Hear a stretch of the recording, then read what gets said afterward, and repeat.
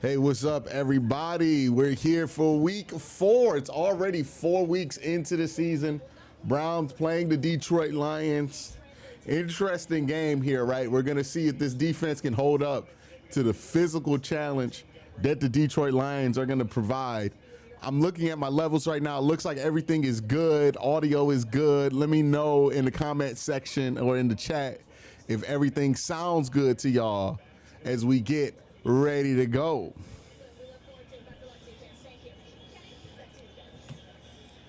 Thanks very much, Megan. Dan Campbell's Lions back-to-back victories over the Bears and the Ravens. Kevin Stefanski's Browns 1-2.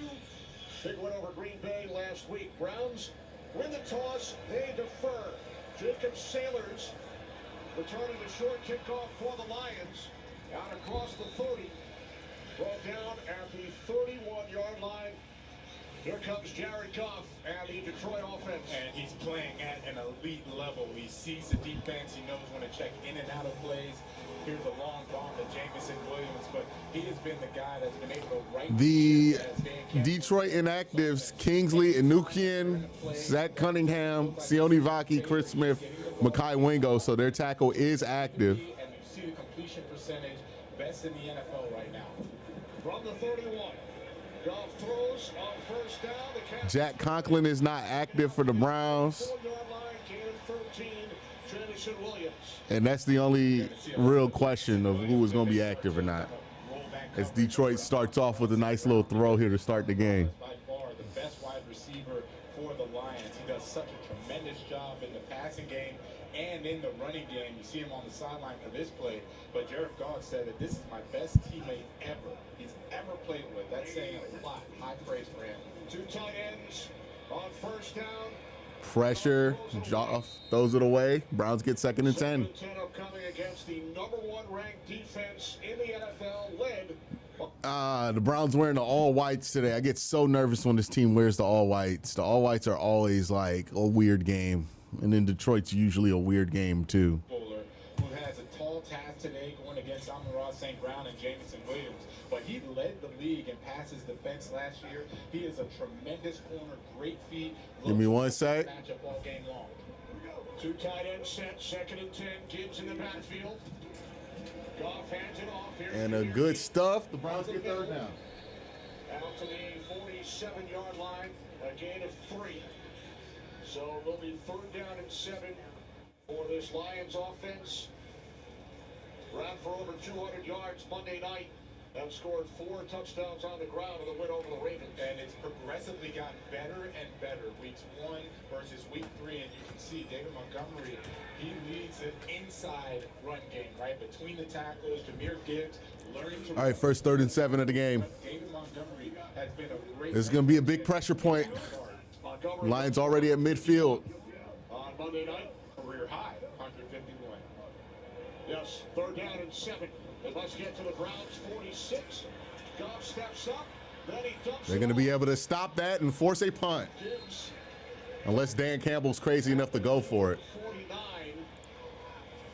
So the Lions Nope. will send out the punting unit on 4th down and 3. And that's Woo. Myles Garrett putting a Myles little Garrett pressure just down. broke the Remember, back every of time Taylor you see all the Decker. sacks and the havoc he creates and causes, that is equally as good. Jared Goff, his best, when he's at his best, he stands tall in the pocket, has time to throw. So Myles Garrett. All right, so the Browns might be starting in bad field position depending on the punt. This looks nice and high. And yeah, they're going to pin the Browns within the 20. So negative field position for the Browns to start the game offensively. So Goff and the Lions. By the way, if you've ever wondered, hey, why with the team with the struggling offense would they choose to start the game with the ball? Now, the Browns didn't do this. The Browns chose to defer in this game. But if you've ever wondered in general why that would happen, sometimes coaches want to put the offense out there in a more advantageous situation if they know they've been struggling over the last few weeks. So instead of putting them in a situation where they're at the mercy of a punt and they start the game out on the 12, they've already been struggling. Now they're backed up on their own end zone. Maybe they get a penalty, makes it worse. They can start their offensive journey for that week, you know, at the 25 or maybe even the 35 or the 40, depending on what happens at the kickoff, to kind of get them on a better start and to get them rolling a little easier. Not the option the Browns went with today for obvious reasons, right? You're going to trust your defense. But if you've ever wondered why that does happen, why a team would choose to do that, it's about trying to set up the offense in the most predictable conditions possible.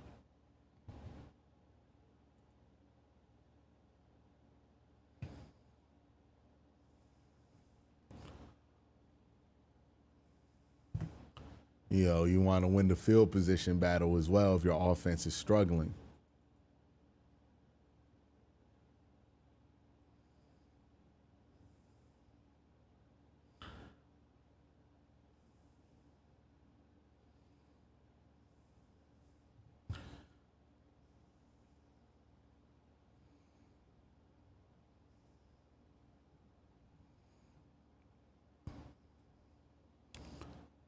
All right, let's see what the Browns offense has to offer today.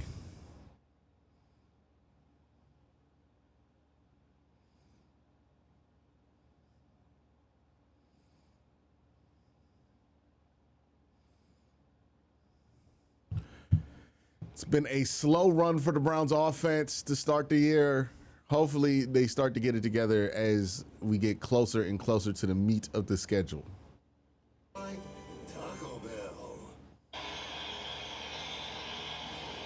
Maybe some predictable conditions here in the dome would be beneficial for Joe Flacco, too. MVP, this is 200th game in the National Football League career start, number 195. The rookie Judkins in the backfield, joined by tight end Fannin from the 12-yard line on first down.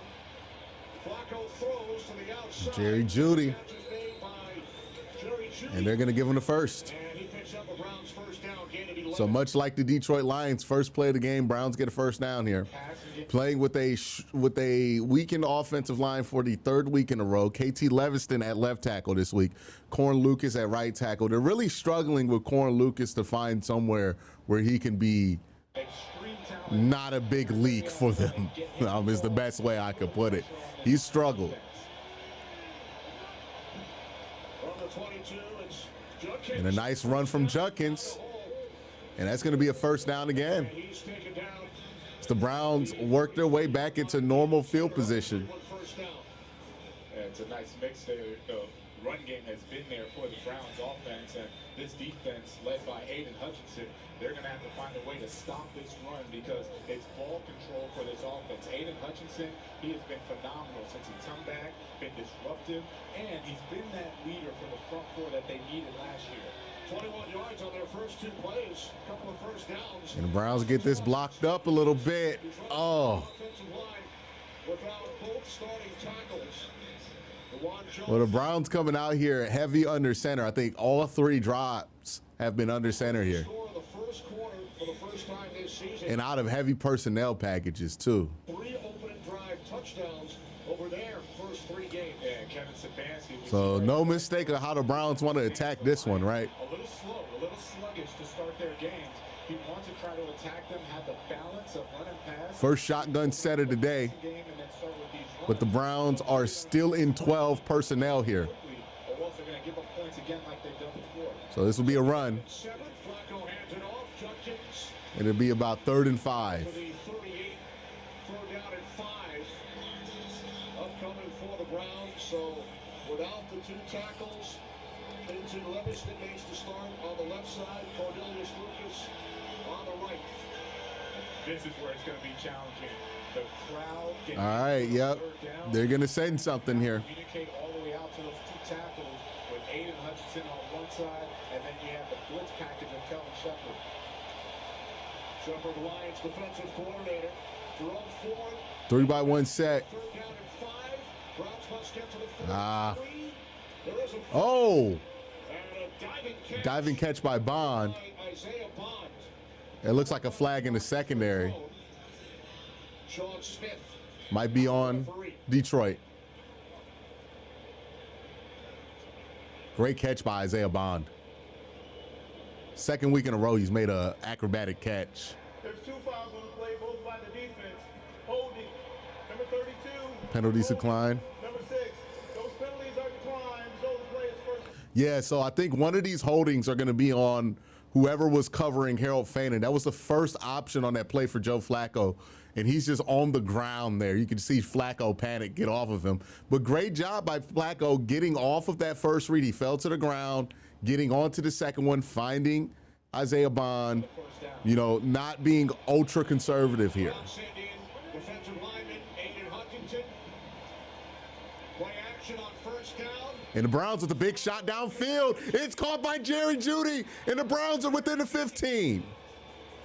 Finally taken down at the Detroit 12 by DJ. Browns brought in Aiden Huntington, fake like they were just going to go for a run here. He's going to go in. Aiden Huntington with a little chip block. Pressure on Joe Flacco, but Flacco recognizes that so. And Flacco airs it out here. Jerry Jeudy right there. Browns within scoring range now. On the money to Jerry Jeudy. That was a beautiful play action, beautiful execution by the Browns. Terrific opening drive so far for this Cleveland offense. New set of downs from the Lions 12. Harold Fainin with the run here. And you know what? I'm just happy they didn't get negative yards because it looked like that Aiden Hutchinson on the right side of that play blew it up. Yeah, if we look back, Aiden Hutchinson just blows up. No, it wasn't Aiden. It was actually the linebacker, 55, that comes down there, Barnes. Wound up winning that game 13-10. Yeah, well, I'm really liking the difference in this Browns offense versus last week against the Packers. Joe Flacco was really airing the ball out, was a little conservative last week playing ball control. This time around, being very aggressive down the field. All right, Browns empty. Still in 12, though.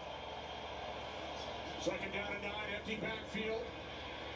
Flacco's pass is No. Just let it. All right, it's going to be about 3rd and 7 here. Now, speed package is going to come in for the Lions. Amit Robertson, Al-Qadim Muhammad is coming in as well. Nope, they're actually going back out. It looks like the Browns are going to go with the heavier package. Forcing defense coordinator Kelvin Shepard to stay big. Now, remember, this is Kevin Stefanski here, right? If they get 4 here, they might go for it. Wouldn't be surprised if they ran it. They finally got the first Timeout here No, timeout. by Detroit. It's taken by the Lions. First yard, And timeout. Campbell hustling down the sideline. You talked about some of the personnel issues. Yeah, at some point, it looked like they had 12 men on the field. It was a fire sale that they were just running in and out. Did not have the proper personnel. So the Lions use their first timeout. Play the Fox Super 6 NFL Challenge. Download the Fox Sports app. Enter for free for a shot to win your share of $10,000 in cash prizes. See the Fox Sports app for details. Whew. The Browns with the 3 late scores in the win over the Packers, and now a terrific opening drive is Kelvin Shepard, who's done See, 3rd and 5 here. as the Lions defensive coordinator so far, replacing Aaron Glenn.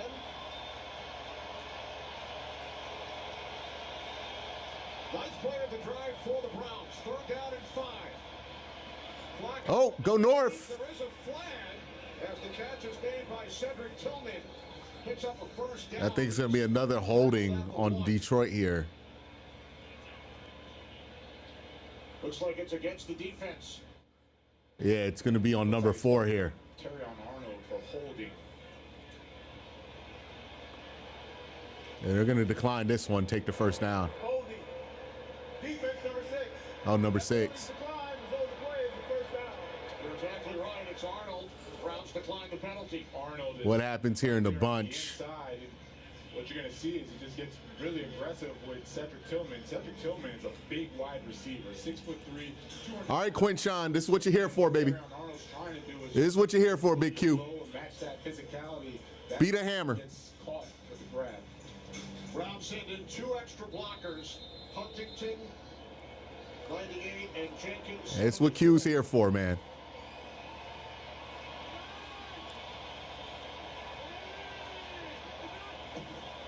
First and goal. Jenkins. Did he get in? Stop short. He just kind of tripped. I thought he got in. And Kenny, one of the points of emphasis for defensive coordinator Kelvin Shepard was to start fast, right? He was visibly frustrated that the first 3 games they gave up touchdowns on the opening drives. Yeah, they rally and play good defense later on, but he was really adamant that he wanted to see the defense start fast today. Did not happen at all. Looking at a 2nd and goal for the Browns offense. The lead of the extra blockers is Flacco on the sneak. I'm going to say short. Does not get there. 3rd and goal. Well, you definitely go for this here And it's a nice job by if you get to it. front. You're going to see the low man winning. Joe Flacco smartly did not try to extend the ball over the goal line, fearing that someone may come and swipe at it and cause a turnover. That time clearly was not in. We got like a direct tight end snap. They've been in the same personnel. 3rd and inches. Yeah, I like it. Stefanski wants to try to dominate this line of scrimmage, wanting to set the tone early with this offensive line.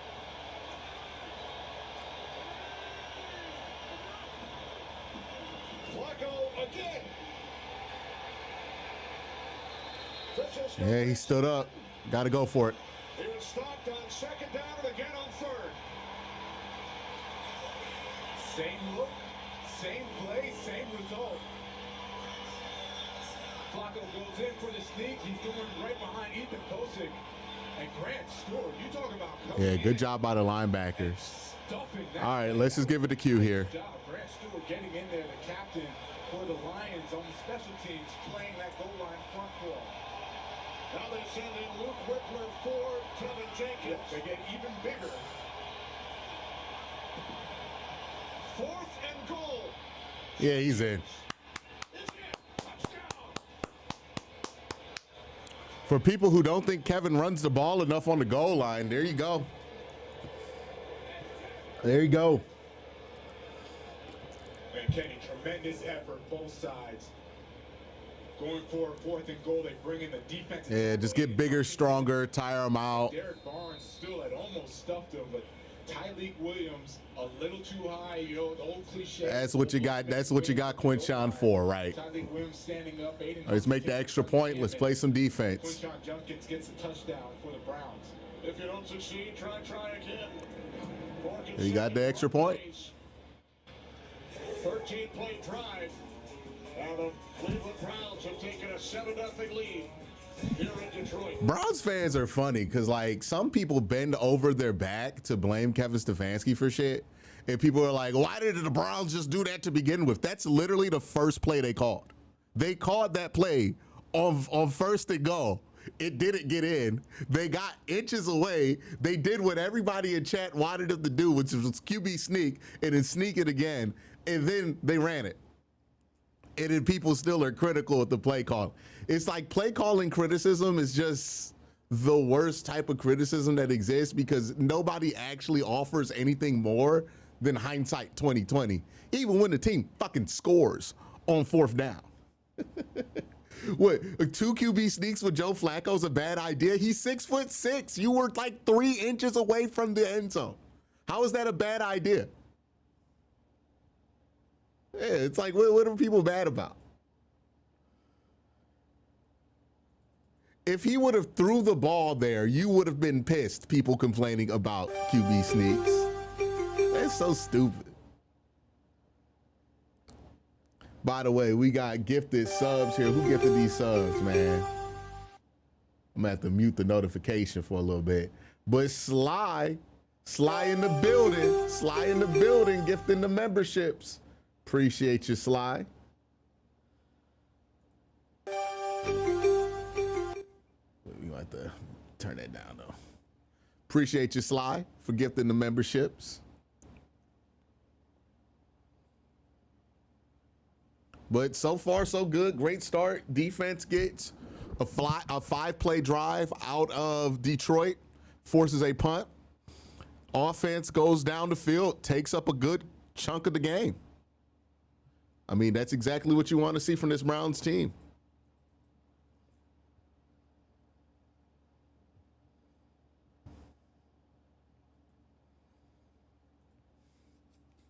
Browns came out in that drive and just ran straight, all 12 personnel the whole drive. Even when they were in shotgun, even when they were in empty, they were in 12. And they only got heavier from 12P. And then most of that drive was from under center right now. It's funny, too, because we're watching the NFL meta go from spread back to center. 4th and inches. So keep that in mind when you're looking at young quarterback prospects, that it looks like the NFL game is starting to move away from the shotgun exclusive world it's been for the last 10 years and back into some under the center fundamental stuff, you know? You can just air it out and let these guys, the Jerry Judy's of the world, go make a play. This time around, he comes in very aggressive, and you see what happens, the production of that offense. Good kickoff here. They almost fumble it. Let's get a good cover. Oh, bad coverage. We are so bad at kick coverage, man. Got one right there, right? And here's the Lions offense coming out. 90 points, 900. That makes the offense for Detroit's life so easy and the defense's life so hard when all they need to get is like 20, 30 yards to get into field goal range. Frustrating it is for defense, right? You're trying to call plays. You're trying to figure out who can you eliminate. You're trying to stop one guy, then the other one scores. So it's going to be a tough matchup for Jim Schwartz calling plays today. Former Lions head coach. Now the Browns defensive coordinator. Oh, Miles free. Rolling right, he was under pressure from Garrett once again, and he throws it away. Miles running free there. Was that Sewell he beat? Yeah, that was Penei Sewell. So they got Hockenson and Sewell over there.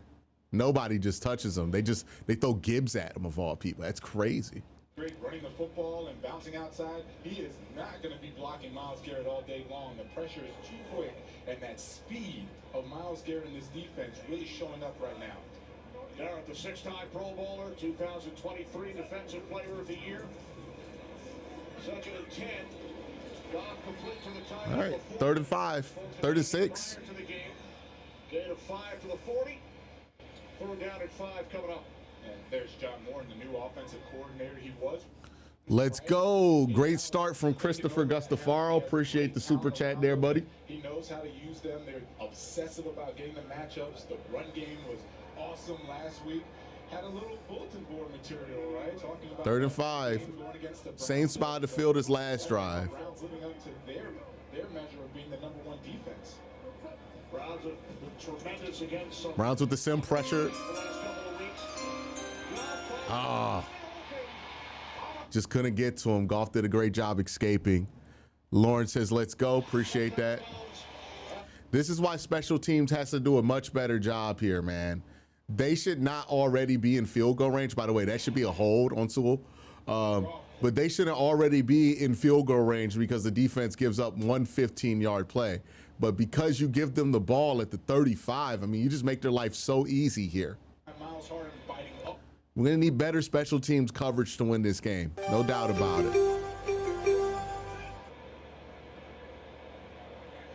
Raymond in motion from the Browns 35. Yeah, now they're starting to get rolling here, right? Run Jarrett from Richard. Flags on the play. It's going to be a holding. Is it going to set him back? This would be huge if it's a hold. This one's coming back. We get 1st and 20 here. It's big. Personal foul. Tripping. Defense number 9. Ah, it's not. That's not what we needed. Oh, the Lions thought it was headed the other way. Tripping from the safety? That's the way you counter the speed of the defense. Grant Delpit is going to be called for the tripping. That's hilarious. They call, okay, it's a low hit. They finally call it. You know, it would have been nice if they caught that shit last week, though, right? Thanks for being one of the more intellectual football minds. We are lucky to have you. I just try to do my best, man. Appreciate you, man. Thank you, Harbinger. But going back to the way you challenge this Browns defense. All right. Right at them, right? They're so This fast. is- You attack downhill. Garrett remains on the sidelines. 1st and 10 from the Browns 13. Browns get pressure, and they take them down. Is that going to be a hold? As Goff was taken down. We'll check in again with Sean Smith. Isaiah McGuire getting to Jared Goff. Defense number 21. 5-yard penalty. Automatic first down. Come on, man. So back-to-back defensive penalties. What happened there? Hurting the Browns. And you know what? It's gone both sides. See, if you're deep. I thought this was going to be a weird game from the The defense. officials are going to call it tight. You had holding with the Lions defense, the defensive secondary. Now Denzel Ward just got called for it. So understand how the game's going to be played. There's Jim Shore's defensive coordinator. I'm sure he's going to tell his back seven, hey, we got to be a little sound, not so grabby. Garrett has returned. 1st and goal, 8-yard line. This is Gibbs inside the 5 to the end zone. Touchdown. And this is why special teams has to do a better job covering. Obviously, the defense has to prevent the touchdown from happening, but you work that hard to get the score early in this game. You can't make the Lions' job any easier on offense here, right? Got to help your defense out. Got to make the Lions go 70, not 40, you know? Defense also, shot themselves in the foot a lot in that drive. 2 big penalties. We're talking about 20 yards on penalties. The Lions, great return, only needed to get to the 35. They got to the 35-40 to start the drive. You give them 20 more yards, so you're spotting them 60. They only got to go 40 yards to score on you. That's not what you want, right? If they started that drive out at the 20 and they only got 40 yards, they would have to punt if you stop them there. So, gotta make Detroit's life a lot more difficult offensively by not setting them up with great field position, and then you can't compound that with 20 yards of penalties if you're the defense on that drive.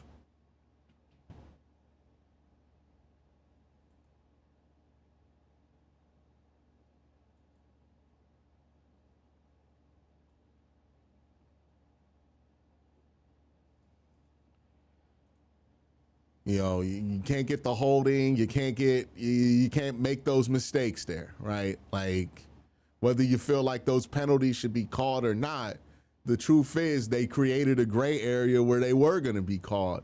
And one of those plays were a sack from Isaiah McGuire.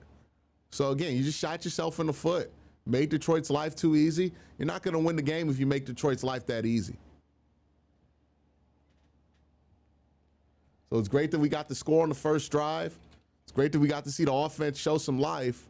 But we know if this becomes a shootout, this ain't a game the Browns are going to win like that, right? Got to play cleaner football than that, defensively and on special teams. Just got to be cleaner than that.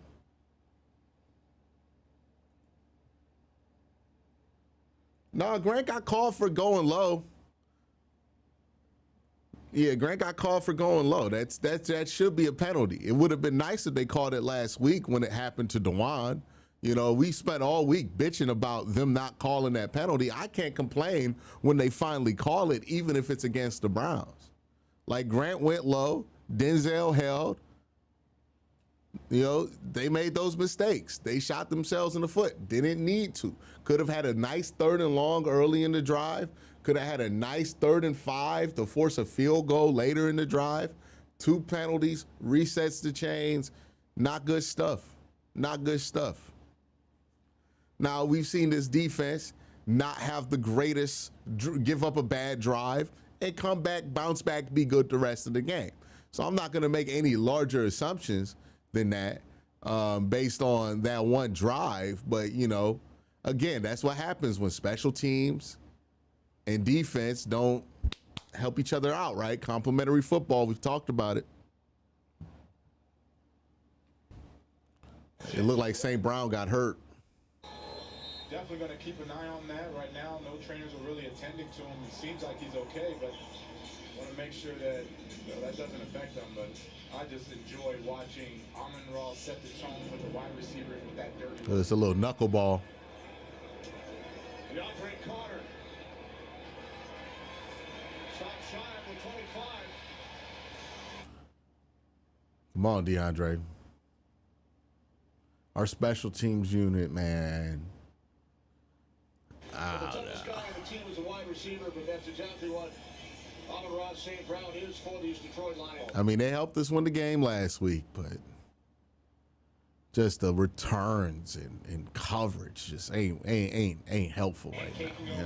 I mean, they were out there getting after it, and when you see that, Dan Campbell shows that film on Monday, that's encouraging for the rest of the team to make sure they put in that dirty work too.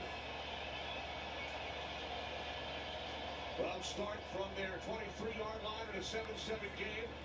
Flacco over the middle. Judkins out of the backfield, short game. As we head to Los Angeles for a game break. Carissa. Thanks, Penny. Julian, thanks you for watching the pregame. Battle of undefeated teams, Tampa, Philly, Jalen Hurts. Nobody gets more creative on the goal line than Philadelphia, man. Eagles on top early, 14-0. Kenny? That's Carissa. Julian is one of the best parts of our day, checking out the pregame show. All right, we got tight bunch here. Since the 2005 Saints, that was pre-Vilma. Thank you. Last team to allow an open drive touchdown. First 4 games of the season. 3rd and 8. Done a nice job by the Lions defense. Derek Barnes. Big 3rd down here. Away, wrapping up. Judkins setting up a 3rd down and 8. Yeah, it's so interesting. It's like they need that first series to finally wake up defensively. And you see them now getting a little more aggressive, getting off blocks, forcing this 3rd and long. Now the crowd's getting into it. So I'm really going to take a look at those tackles, or do backup tackles in today for the Browns, making sure they have the communication and they're going against Aiden Hutchinson. Dylan Sampson in the backfield, now split out wide to the right. Play clock winding down. 4th down and 8. Flacco under pressure. Oh, boy. What happened there? That was an absolute turd of a ball there by Joe Flacco. I don't even know. Was he pressured into that? He wasn't pressured. That just was a turd. I don't know what he did. What the fuck was that? But uncharacteristic of Joe Flacco to just throw the ball away. I mean, if that wasn't an interception, that'd be intentional grounding. Who was near that ball? That had to be like a miscommunication. Was he expecting Yeah, he must have expected Tillman to take a 9 there. Somebody ran the wrong route, took the wrong option, or maybe Joe just lost his mind there. I don't know. There's no explaining that. And again, the defense's life is being made miserable right now. Another drive where Detroit set up with great field position. One play puts them in field goal range right here. We haven't put Detroit in an adverse start of a drive at all. He's going low. They're running crossing routes, so that's not it. Did he think? On the route as well. Did he think Tillman was running like, because it looks like mesh? Was Tillman supposed to run the rail? Where's the rail here? I don't know. It looks like, did he think Tillman was running the rail? I don't know what the fuck happened there, man. Montgomery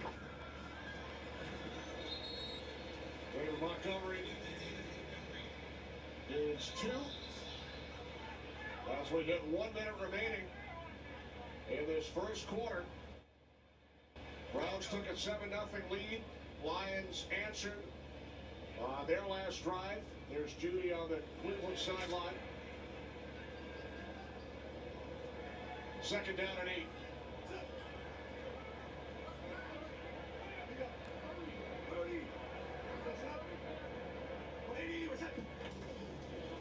Montgomery again.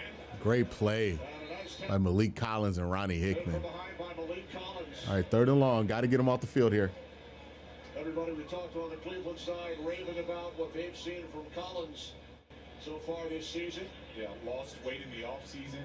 Comes in a lot quicker. You see how explosive he is. And that speed, again, Jim Schwartz, he is very clear about that front four. You stop the run on your way to the quarterback. I want you quick and explosive and penetrating. Nope, nobody jump, nobody jump, nobody jump, nobody jump. What? What? Nobody was in the neutral zone. Nobody was in the neutral zone. I don't know if I saw a defensive lineman cross the line. That's got to be false start. Offensive lineman moved. That would be a false start. That's got to be a false start. False start. Yeah. I'm about to say, nobody went into the neutral zone.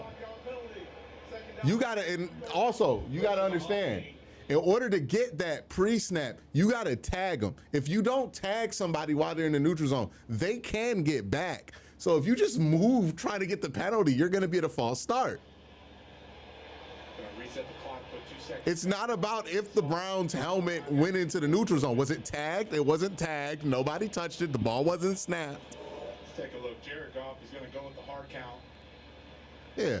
They move. He's not touched. And the right hand of Montgomery kind of pointing to the defensive. He didn't get in there. For Mahogany, it looked like that's what they called as the false start. First quarter count. That's what you get for going with the hard count, too, by the way.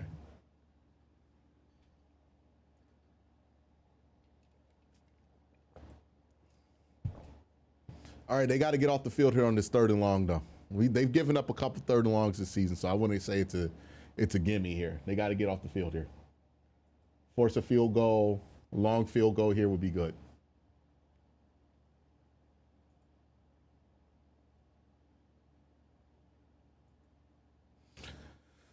Yeah, the Flacco interception, I don't know. That's such a bad interception that I have to imagine somebody didn't run the right route, right? Like, usually you give the benefit of the doubt to the quarterback there. Unless he was trying to throw it out of bounds and that's all he put on it, you know, that's very concerning. If he was trying to throw it out of bounds and that's all he put on it. I don't know for a fact what happened, though. Because it is Cedric Tillman. Cedric Tillman does have a history of, you know, not being in the right place all the time, even though that hasn't really happened as much recently, to give him credit. You know, but like, there's really no reason if Joe was trying to push that out of bounds, he couldn't get it out of bounds. Like, even if his arm isn't what it used to be, I mean, we just saw him launch one to Jerry Jeudy in the opening drive. He's still capable of getting that ball out of bounds. I don't know what the hell happened there, man.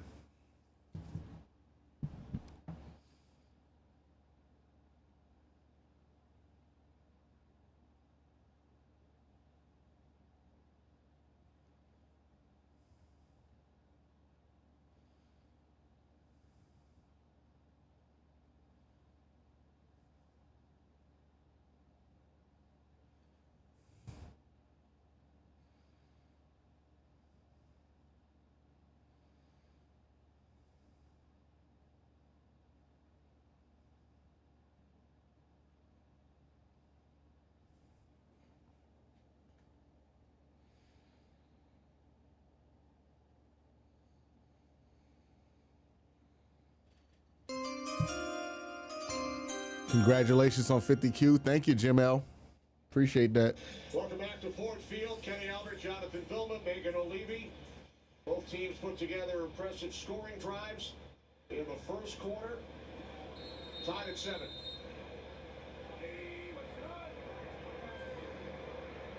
Third down at 14 for the Lions following the penalty at the end of the first.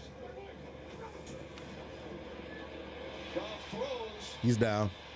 And it is caught by Khalif Raymond, but well shy of a marker. All right, they're gonna get a field goal up. That's really all you can ask for the defense. They got the offense got the ball in field goal range. That's really all you can ask from the defense right there. Lions offense was going to get right back in rhythm. They had a nice play down there. But you know, special teams and the Browns offense not doing a good job of trying to aid the defense in the job of keeping the Lions out of a rhythm offensively. From the right hash. Yeah, he's got that. Jake Bates has a iron leg. I've watched him kick for a long time. He's really good. Used to be for the Michigan Panthers. He's kicked in this building for a long time too. All right, so 7-10. I mean, the key here to help the defense out, right, is you got to put the Lions offense in a point. You have to put them in more conflict to start the drive than what they're doing right now. They started their first drive on the 40. They got aided by 20 yards of penalties, only had to move the ball 40 yards to score of offense. And then you look at the second scoring drive for them. Joe Flacco throws a whopper of an interception there. I mean, just one of the most inexplicable interceptions I've ever seen. And then, that puts the ball at the 50?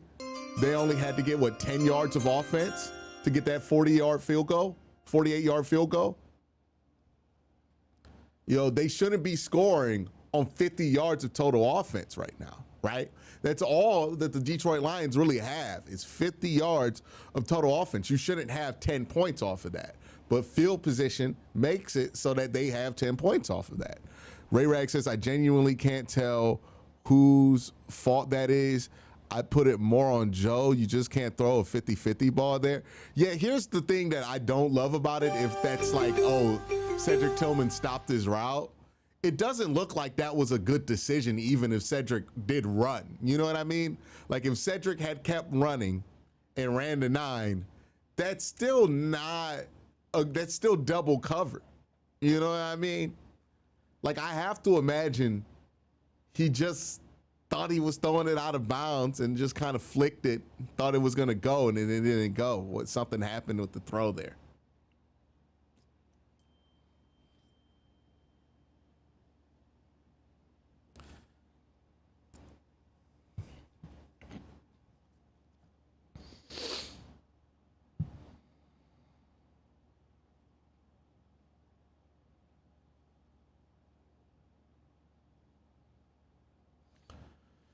Not great.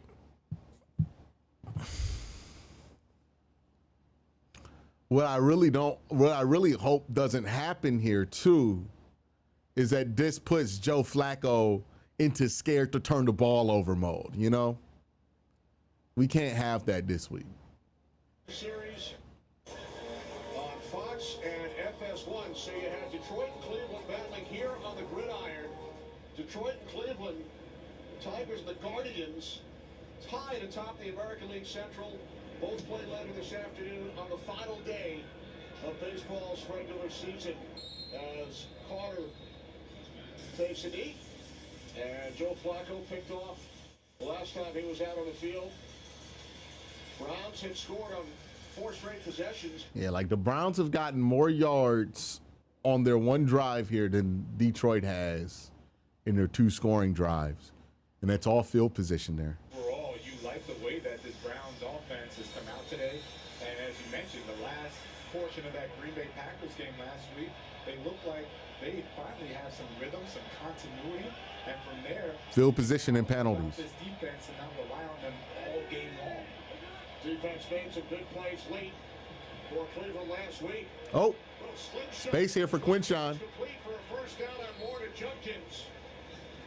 as he crosses midfield and is knocked out of bounds after a gain of 16. And this is why they love Judkins in there, is starting to get himself into a rhythm.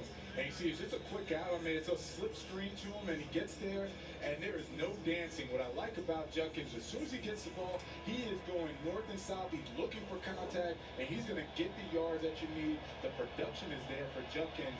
Kevin Stefanski raved about how much they like seeing him in action. Replaced by Sampson. Oh, get rid of it. Just don't fumble. Down he goes. Just don't fumble. And Aiden Hutchinson gets up and celebrates.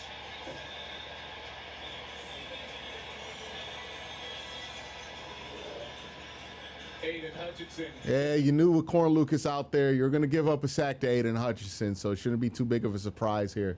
Just try to get into field goal range and answer their three here because you're close. He is no match for Aiden Hutchinson. Gets around the corner, beats him like a drum for the nice sack.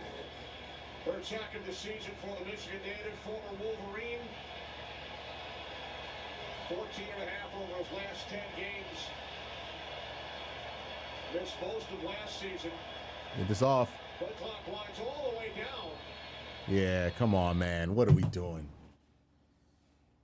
What are we doing? Get the late motion across. Come on, man.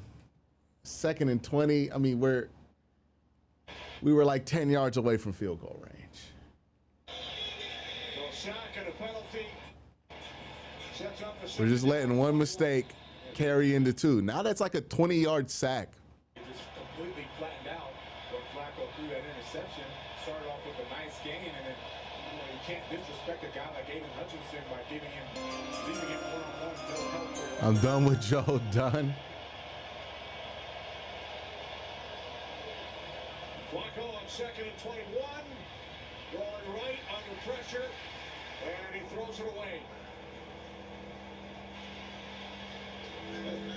Just take a look at Aiden Hutchinson and how smart of a player he is. He recognizes as soon as no one's blocking him, stop, right? Stop in your tracks because they're trying to set up a screen, they're trying to do something. It's never that easy for a defensive end to just go unblocked to the quarterback.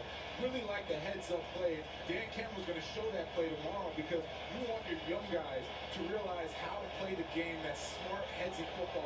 Yeah, just hand this off. Try to get the field position. 3rd down and 21. Flacco sets. Now he throws. Oh, he almost caught that. It's headed for Judy with DJ Reed defending.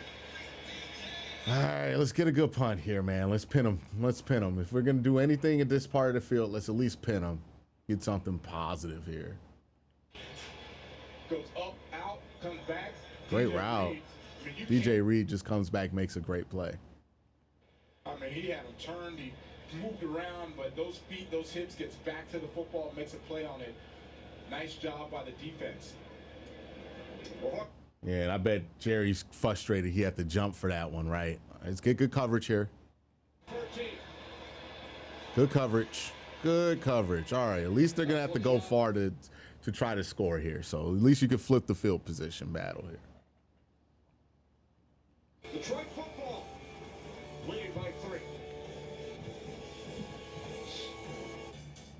There's going to work, and then there's building a business with business.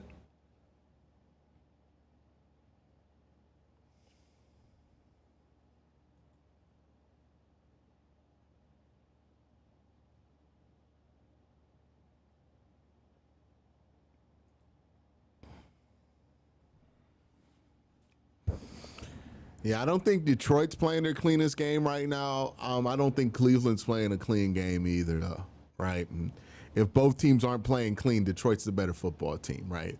So can't happen. Browns have to play much cleaner football. They're leading. They gotta have more penalties right now than Detroit. Even though Detroit had a significant amount of penalties in that opening drive, I think most of those penalties were declined though in the opening drive because the Browns were able to get production despite it. But yeah, if you're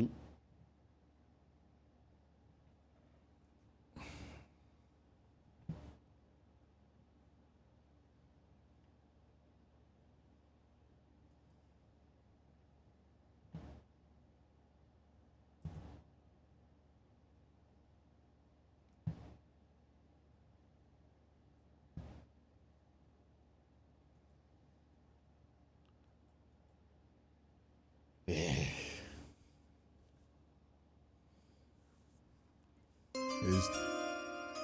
you think we should get a rookie QB in? That's a question for the Browns coaching staff, if I'm being honest. Like, how much better do they think this would be better with Dylan Gabriel? Like, honest to God. Like, there's a question of if this is best for Dylan, which I think is important too. But first things first, do you think the situation has a chance to improve with Dylan? They know that answer better than we do. You know? Because if you just switch out the quarterback just to switch him out, you're not doing anybody any favors. But if you feel like you actually have something on the bench that could be better and you're not just blindly crossing your fingers and hoping, then yeah, do it. You know, consider it. Aiden Hutchinson looks like he got a little banged up there too. On that, there were no trainers around him. He was sitting on the sideline, but clearly he was in some pain. Joseph, thank you for the super chat. Lions offense from their own 15. Hand off to Gibbs. Oh, God. Somebody tackle him. I mean, even when we finally get good field position, we hurt ourselves by letting them get the ball all the way to the 40 there. But the good news is at least you got they started in the negative field position. So that big run didn't get them in field goal range, right? It just got them to the 40. Or did it get them to field goal range? Did he cross the 50? I don't think he did. Yeah, Sweats missed the tackle there. The way that he's able to run between the tackles before, his rookie year was always bounced. Now they trust him. So you still got a chance to hold him to no points here. Making those big gains. Oh. Movement prior to the snap. That's a big one. False start there. It's going to be 1st and 15. Good field, starting the offense out in bad field position is such a bonus because you get a big chunk play like that or a big chunk play like the Browns got with Judkins on the last drive.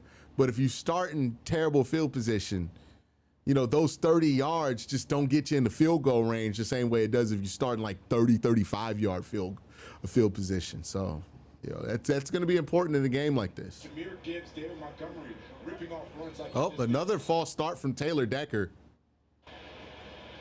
Wow, they're wiping off like 10 of the 30 yards they just gained here. Offense number 68, 5-yard penalty, first down. The Pro Bowl left tackle, Taylor Decker. So back-to-back false starts. You talk about... Again, Detroit's not playing their cleanest game right now. The last 2 weeks, they held Derrick Henry 23 yards on the ground. Josh Jacobs to 30. Yeah, this Browns defense is for real. And I don't think there was any disrespect in what John Moore said to the Browns defense. It was really more about making sure that everyone recognized how well his offensive line has been rushing. 1st and 20, St. Brown. There you go. Following the 2 penalties. So it's 2nd and 15. Gain of 7. Ronnie Hickman brought him down. There's Amon-Ra. Just look at the blocking, the dirty work that we mentioned earlier. He was the one doing it for Jameer Gibbs' touchdown. Now they're returning the favor. He had the Porter out there, Khalif Raymond out there blocking for him. Say the best thing is that they're probably running here to try to set up a 3rd and mid. Gimp over to the sideline after the touchdown. Looks like he's okay.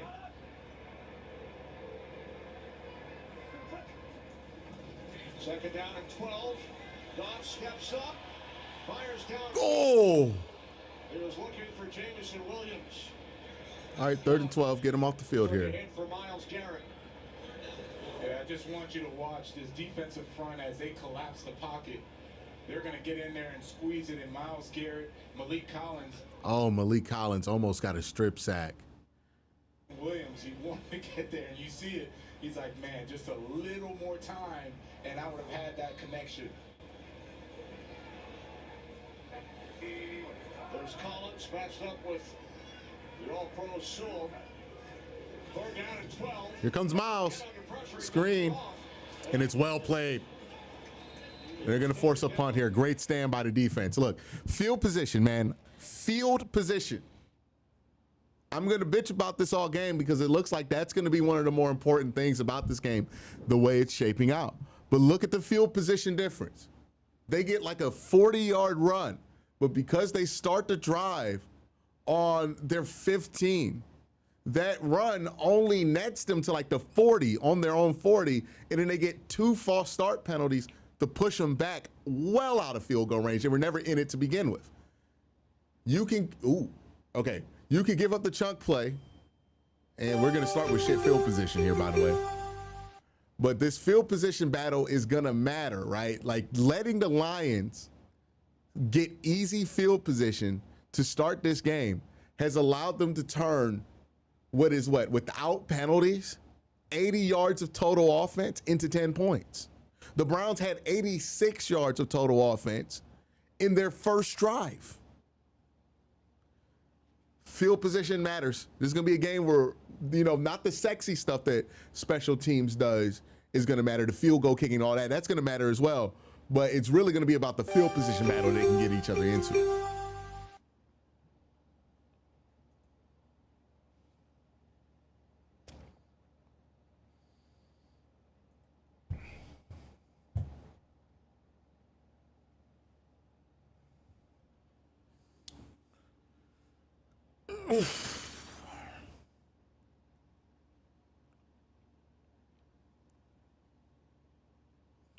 And the thing that Detroit's doing really well in this game is they're winning that battle of field position, right? We talk about Detroit.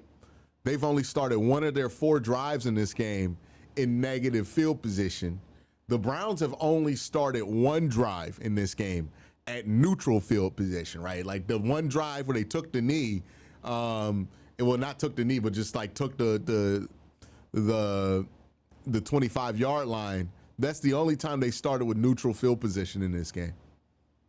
So they're winning that battle right now, and that's why their yardage can be worth more points than yours. And even now, look, the Browns' offense has been struggling. They're starting on the 7. So you're talking about having to go legitimately 93 yards to score a touchdown, doubling your offensive output for today just to score another touchdown. To get a field goal, we're talking about another 60, 65, 70 yards. Again, Detroit's got 80 yards of total offense. They've been able to kind of push this thing through with 10 points. Well, they got 10 points off 80 yards of total offense. The first 11 of his 18 seasons with the Ravens, Super Bowl most valuable player.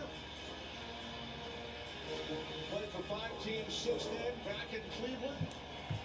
2023 NFL Comeback Player of the Year with the Browns. Started this game 5 of 5 on that scoring drive. Just 2 for 5 with a pick since. Aiden Hutchinson back on the field. That's good news for the Lions. They start from the 8-yard line. And now we move back. Sampson wrapped up. Back at the 6 by Tyreek Williams. Look, if you're the Browns here, you're going to get this ball at least to the 25 so you can at least set Detroit back in neutral field. You punt here, you're going to give them the ball in plus territory and set your defense up really bad here. So, 20 yards of offense here goes a long way if you're Cleveland. We haven't talked much about the linebackers, but they do a really nice job. I like watching them as well. They don't make those splash plays, but they're in there and they're very productive. Anzalone and Campbell, 2nd down and 12. And that one nearly picked off of Nate Robertson. Defending, fanning the intended receiver. And Amik Robertson, he's the guy that Kelvin Shepard, frankly, apologized to after the Ravens game because he's been playing so well. He needs to get more reps, right? You always have this kind of production for your secondary, and he's been constantly producing for them. Really like that. He's been making play after play, and you see him getting more action now for the Lions. But Shepard apologizing to him for not playing him enough over the past few weeks.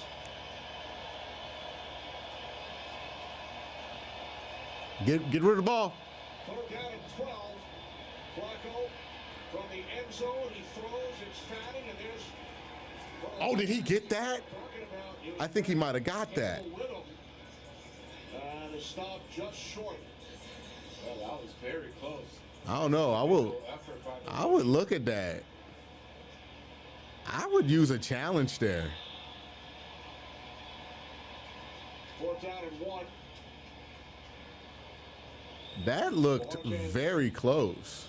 Set up inside the 5-yard line to punt it away for the Browns.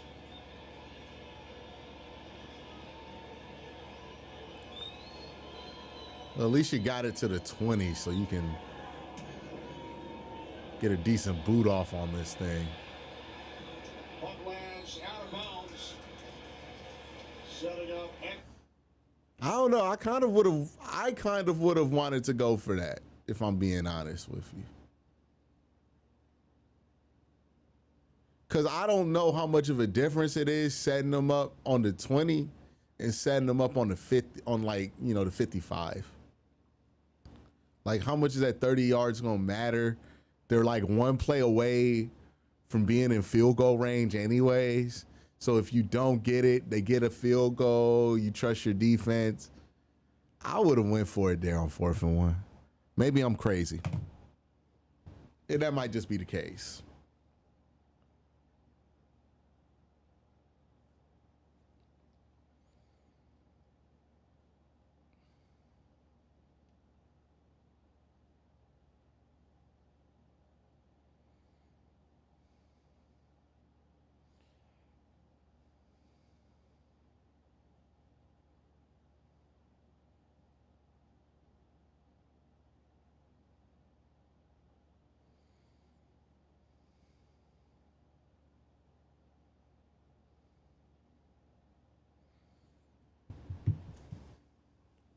Offense last week versus the Rams. Just watch how every offensive lineman, they're getting their hat on the ball and they're able to see who they want to block, and it allows for David Montgomery, Jahmyr Gibbs to get right between the holes and can see the vision to get north and south.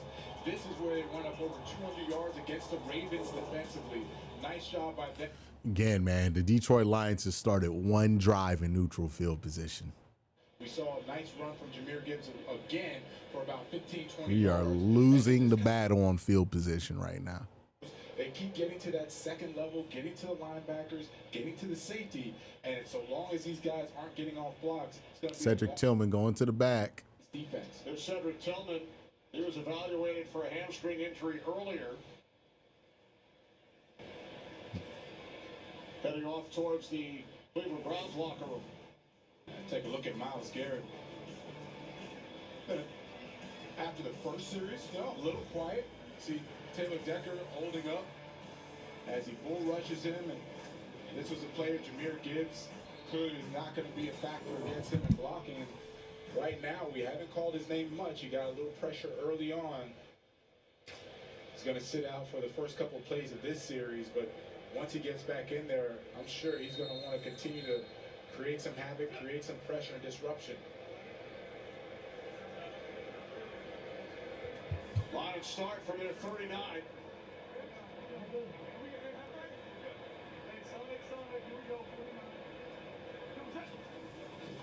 Woo! Sonic, Gibbs and Montgomery, Sonic and Knuckles. It's Gibbs, lost his helmet at the end of the play. Lost a couple of yards as we check in. Browns were immediately through the Lions' defensive line. Ooh, the Philadelphia Eagles are beating the shit out the out of Tampa Bay, man. Battle of 3-0 teams, Eagles and Bucks.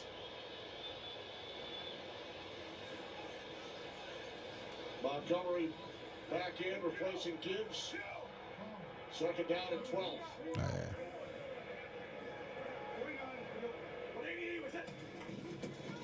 Here's Montgomery. Nothing stop. Malik Collins once again. Boy, it's a big third down here. If they can get this third down, that'd be huge. Coming for the Lions. Myles Garrett coming back in on this 3rd and long, and we heard Jared Goff saying Sonic. Myles Garrett said, look, they have the coolest nickname in the NFL. Sonic and Knuckles, Sonic being Jahmyr Gibbs, Knuckles being David Montgomery. So as soon as they heard Jared Goff saying Sonic, Sonic, they all teed off, knew it was going to be a run to Jahmyr Gibbs. On 3rd and 12. Too much time. Goff airing it out, looking for Jameson Williams. Oh, he dropped it. Thank God. On the ball, and then unable to make the catch. Woo! All right, got a little lucky there. Got a little lucky there. Just take a look at the pressure coming up the gut. Malik Collins wrapping around. Greg got beat. Able to buy some time.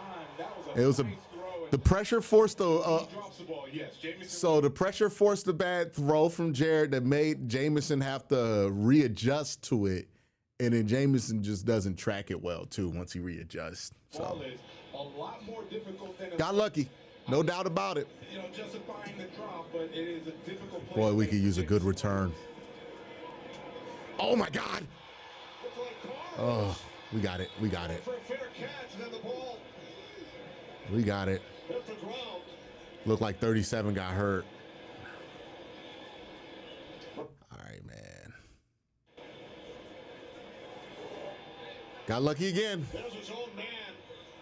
I mean, he just dropped it.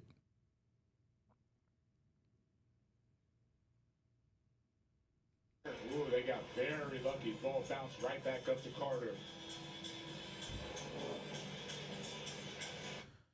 All right, man. We're playing with fire right now. We're playing with fire. See? DeAndre, you're literally on this team to not do that, by the way. Literally on the team, specifically not to do that. When they thought it was a run, they were passing. When they thought it was a pass, they were running.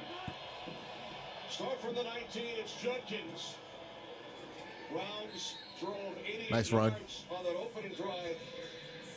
Only 21 yards combined over their last 3 drives, a turnover and 2 punts. Yeah, and I'm going back to where I said having this Lions off. Nice job by David and Njoku climbing to the second level on that last It's going run to be play. a run. You don't get a lot of yards. The second play is going to be play action or pass. And right now, Kelvin Shepard, the Lions defense, they're teeing off on that, right? So you got to get back to kind of being a little off script with the Browns. Try to do something a little different so that you can get a lighter box, run the football, gain some yards, and then let Flacco take shots again. Get set, get set, get set. Second down and 7, play clock at 2. Here's Judkins. Oh, Cuts to the outside, big run. and has a Browns first down. Now, I think we got away with one here because I think Fannin actually jumps a little bit early here. Time to throw the football. Nice pass to Isaiah Bond on that one. And we were really liking the way this Browns offense came out swinging. And he was just letting it rip. And then after I don't that know what is interception, that shit, man. It seemed like the Browns offense unfortunately went back to a lot of what everyone has seen in the first couple of weeks. This set of downs for Cleveland. Whoa, whoa, whoa, no flag? It's DJ How is that not a flag? sideline. Forced out of bounds. How is that not a flag? Are you fucking kidding me? What? How is that not a penalty? Interception. Thrown by Flacco in this first. How is that not a penalty? And let's take a look at Derek Barnes and watch the pressure that he's going to bring on Flacco. Because of that, Flacco hurries a throw. There's really no reason for him to be throwing the ball out there. Jared Judy either falls. No, it's a timing route. You throw that with anticipation. He got pulled down, though. Looks like an interception. Well, the return can't be legal. I can see why Jared Judy is expecting a pass interference call or a flag, because as he's breaking, you see that DJ Reed, he had his left arm draped on him, and then he falls to the ground. There's Kirby Joseph. He was injured during the play. Joseph had the interception of Flacco earlier.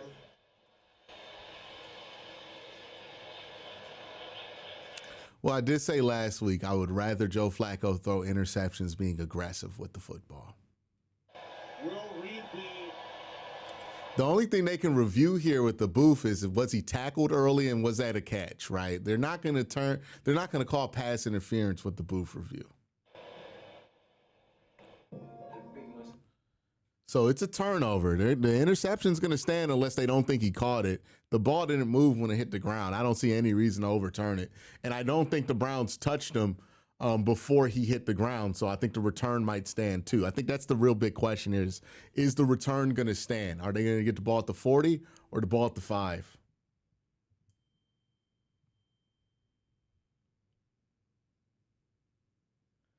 Real quick, let's give a shout out to our sponsor, Sleeper, for the stream. Hey, guess what? The NFL season is finally here, and that means you've got a fantastic opportunity with daily fantasy football on the Sleeper app.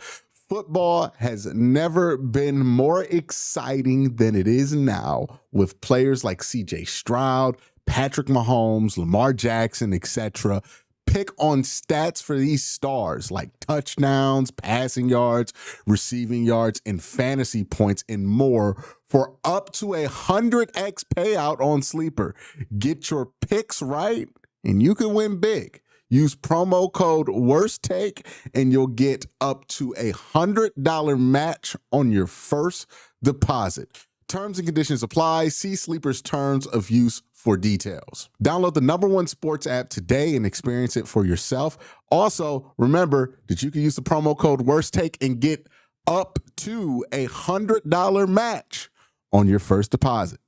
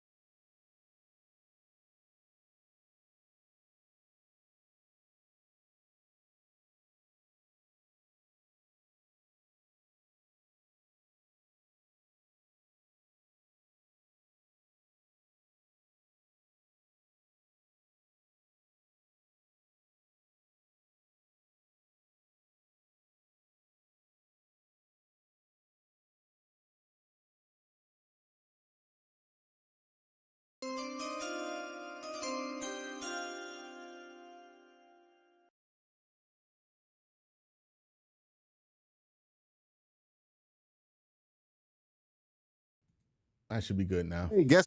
Appreciate you for the reminder. He said what he said during the week. My gut tells me he 3rd and goal here. play action.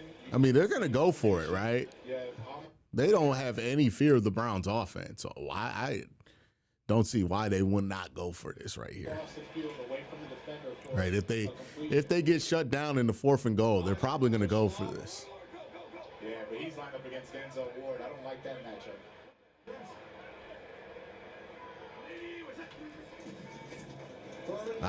Got it. Well, we're going to need another 2-minute drive here at the end of the half. We're going to need to come back here and get some points. Now, we do get the ball back after halftime. So we get a field goal here that sets us up to be able to tie the game coming out of half. So, but I'm not loving the pace of this game right now, right? Like Detroit, again, they've been able to put up 17 points on very little offense right now. You know, they're dominating the field position game right now. And it's, again, interceptions, bad punt coverage, bad kickoff coverage, you name it. Any way that you can give a team good field position, the Browns have done it in this game. And you can't make a team like Detroit, when you're a team like Cleveland who's struggling on offense, life this easy on offense. You just can't do it. And then sure enough, picked off the defender that was supposed to block him, just too easy for Jared Goff and Amon Ra. They've been doing this for years now. Can't do it.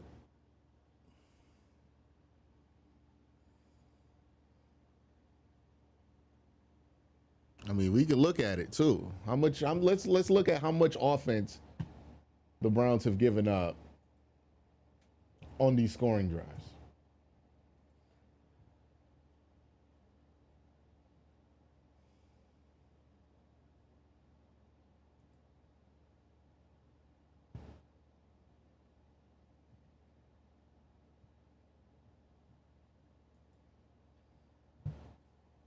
talk about the Browns defense being #1 in the league, but it's been the Lions defense really. Yeah, right now the Browns and the Lions are tied 120 total yards right now.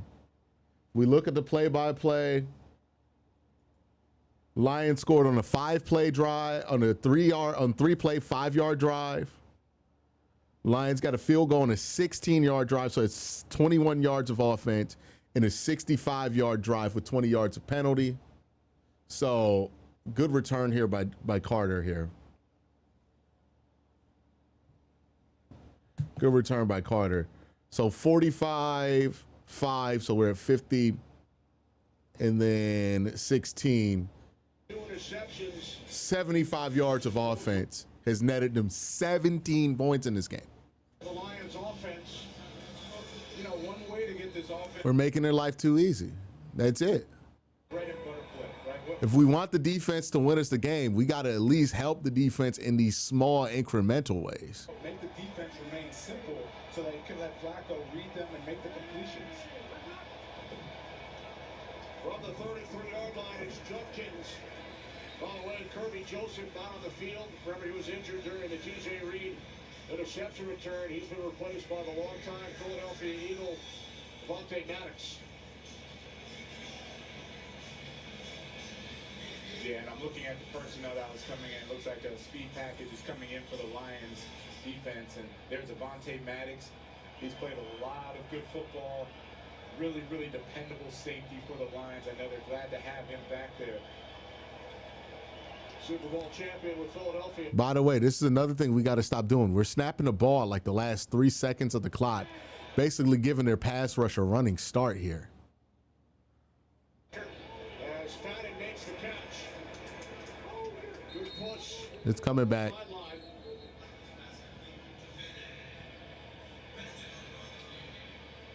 There's Sean Smith. Holding. Offense number 71. 10-yard penalty. Second down. That's on the right tackle, Lucas. Yeah, they could have called it on 2 of the players. And yeah, Wyatt Teller holding as well. And Cornelius Lucas going up against Aiden Hutchinson. Yeah, I don't know if that was a holding. It looks like it was. Yeah, it was supposed to be on Wyatt. You had. They just let it run to the 2-minute. That's fine. All right, we'll be right back, y'all.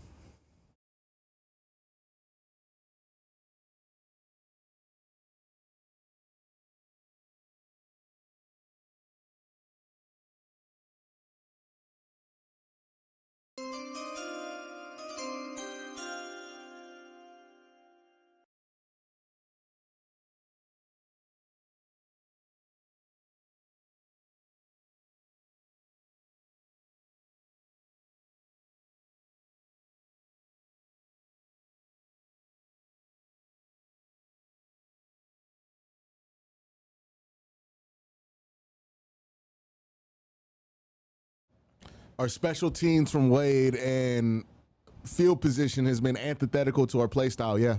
I mean, you're preaching to the choir here. You're preaching to the choir here, right? You know, both teams have given up a similar amount of yards in this game. We're not giving – the Lions aren't stopping us yards-wise more than we're stopping them. What? We're on a drive right now, 6th drive of the game. 250, 25, 22 yards. We've technically outgained the Lions in this game. The problem is, where are those yards? Where's the field position? Browns are starting out drives. Let's read it out, right? Browns are starting out these drives because of bad field position because of the positive field position that we're putting Detroit in, right? So Detroit, first drive of the game. They started out, where did Detroit start out their first drive of the game? Detroit started out the first drive of the game at the 31. Second drive of the game. Started it at the 35. Third drive of the game. Started it at the Cleveland 33 for a field goal. Fourth drive of the game. They started at their 15. That's the first time they were put in a negative field position situation. It literally ended up being beneficial to the Browns because they give up a 24-yard run, but it doesn't end up being points. And then the last drive they just had started at, well, no, the last punt they had started at the Detroit 39, and then they just scored off a Cleveland interception. They gave them the ball at the 5. You juxtapose that with Cleveland, we've had one drive all game that's been in positive field position. One of the Panthers 6. Or that started in positive field 2 position. minutes remaining, second quarter. On 2nd and 18, David. Oh, man. Across the middle. Boy, if David were able to get loose there, that would have been huge. Look, on both sides. We're just losing the field position battle, man. That they knew that the Lions were going to be in man. They had the Joku against Now we're in, what, 3rd and 18? That play. It was a nice play, just better execution defensively. Jack Campbell able to step it out. Now, the Lions defense, they've been playing a lot of man. They're really not worried about the deep ball from Joe Flacco. The pressure has been getting there with the front 4. First catch for the Joker today. Clock continues to run. Down to 1:20. Browns will get the ball first following halftime. Tackle made at the 36-yard line as the Joker. Hutchinson's hurt. But Hutchinson is down. You hate to see that. He looks hurt. He was holding that arm earlier. And now the crowd quiet here at Ford Field as they realize what's happening. I mean, he missed most of last year with injury. Aiden Hutchinson was shaken up earlier last season. Okay, he's getting up. 5 games. That's good. He was back up on his feet and jogging to the sideline.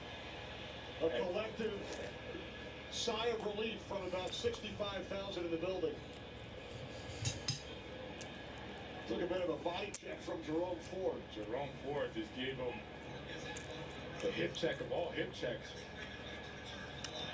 By the way, Got the wind knocked out of him. Allowed to do that. That was a solid shot by Jerome Ford on Aiden Hutchinson.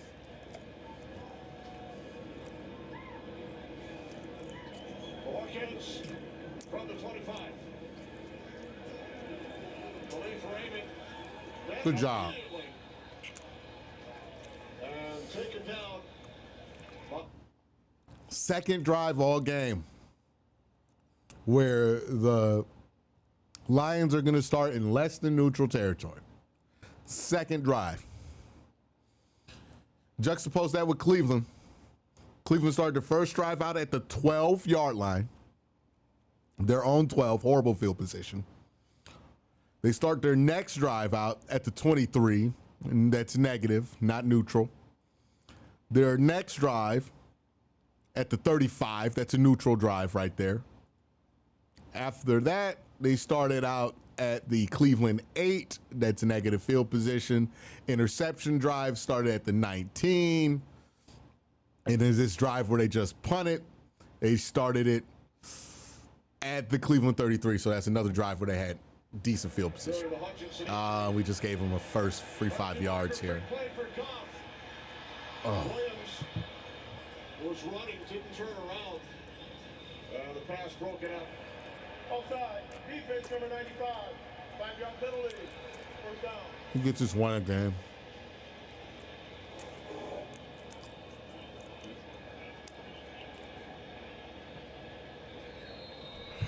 Yep, that is definitely offside. And nice job by Greg Newsome to continue playing because Jared Goff knew he had a free shot, was trying to get a nice chunk play. Raymond in motion from the 21. Goff complete. It's Raymond. Taken down by Denzel Ward. Clock stops at 46 seconds. Raymond picks up a Lions first down. Lions with one timeout, 46 seconds, seeing if they can try to get into field goal range, but it's tough. You don't want Jared Goff. They know these are passing situations. You don't want Jared Goff just sitting in the pocket, allowing this front four to tee off. From the 27. Goff Ah! into Browns territory. Sam LaPorta. They only got one timeout. Clock continues to run. They hustle up to the line. Gain of 27 from Goff to Laporta. 25 seconds. Goff to the outside, and St. Brown out of bounds, stops the clock. 21 seconds remaining. Ball will be spotted at the 41. Laporta just running a seam route, gets right behind. That's a good throw by Goff. The secondary and the linebackers, they have to understand what types of throws are going to come their way when the front four is pass rushing that quickly. You don't have time as an offense to have these level routes, second-tier routes, over routes. So you're going to get these one-on-one matchups, these seam routes that you just saw, or these speed outs, quick outs. So you have to play defensively to stop those type of routes. Goff throws, looking for Williams. Boy, a sack here would be huge. That's a great example. You just watch Myles Garrett going up against Taylor Decker. There's not enough time for Goff to sit there and allow for routes to develop, these deep over routes to develop. You see the bend by Myles Garrett getting around the corner. So if I'm a secondary, I'm saying, all right, look, there's only a few routes that are going to happen. That's it, right? That's all you're going to get because my defensive front's not giving them enough time.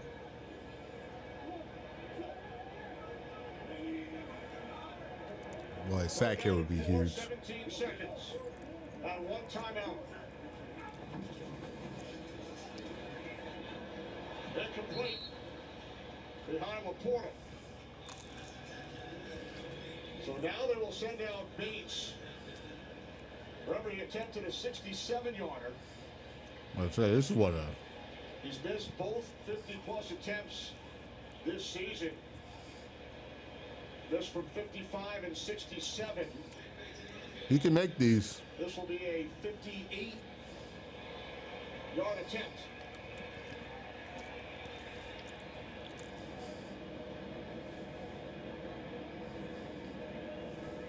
Franchise record is 50. And he's off. Oh, he curved back in. 58, and it's good. Yeah, a lot of leg on that one, Kenny.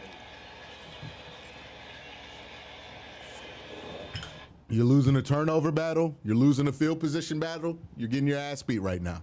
There's really no way around it. Really no way around it. These are games you can't lose if you want to win games against teams like Detroit and you're Cleveland. Right? We know that Detroit's a better team than us. They're going to go to the playoffs, probably get to close to a conference championship game, maybe even a bye week, right? Like, we know what it is with Detroit. They're a better team than us. If you want to upset a team like that, you can't lose the field position game like this, and you can't lose the turnover battle. I mean, you give a better team more chances to score and better chances to score, they're going to score more often than you, and they're going to put up more points than you. There's no surprise that the score is like this when the game has gone the way that this game has gone and how Cleveland has performed.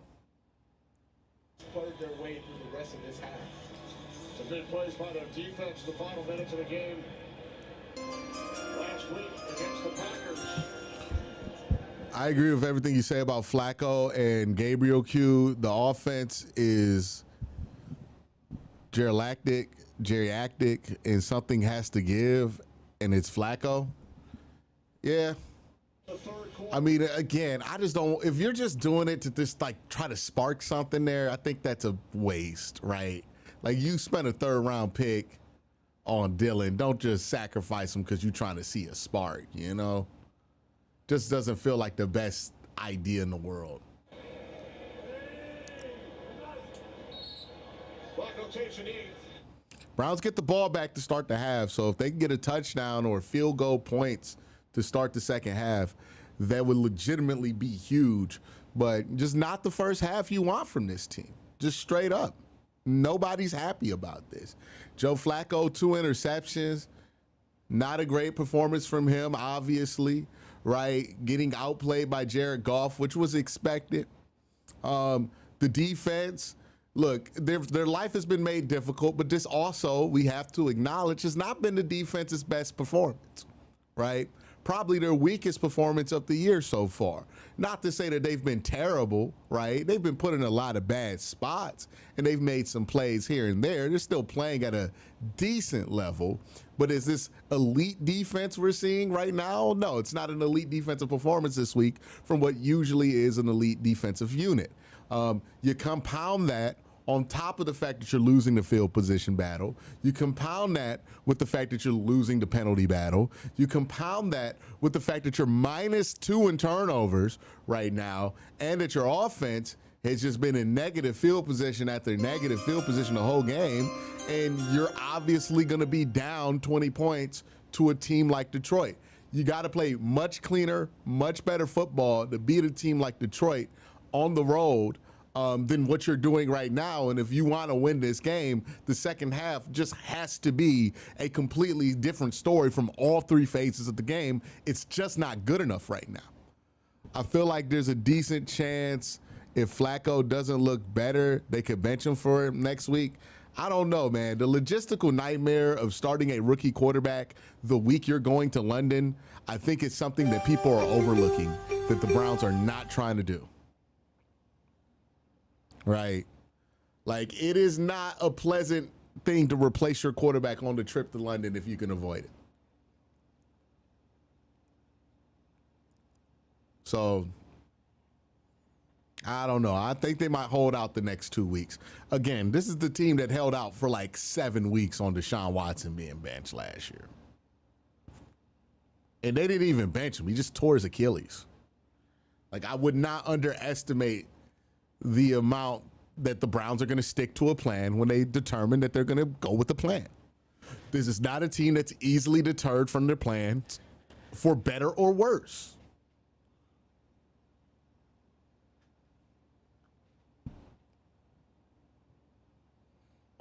Let's check in around the league with some scores as we are going to go to Red Zone 2 here. So let's check in around the league with some scores. But yeah, if you want my assessment at halftime, I mean, like, look, we all knew that this was going to have to be a hell of a performance from the Browns to upset the Lions. In no way did we think the Browns would be favored in this game. So, you know, Detroit's a better team. That's one thing. But the way that you're giving Detroit this game, you're just making it far, far too easy for Detroit. Far too easy. It's on all three phases of the game. This isn't the defense's best performance, but they're probably the least to blame.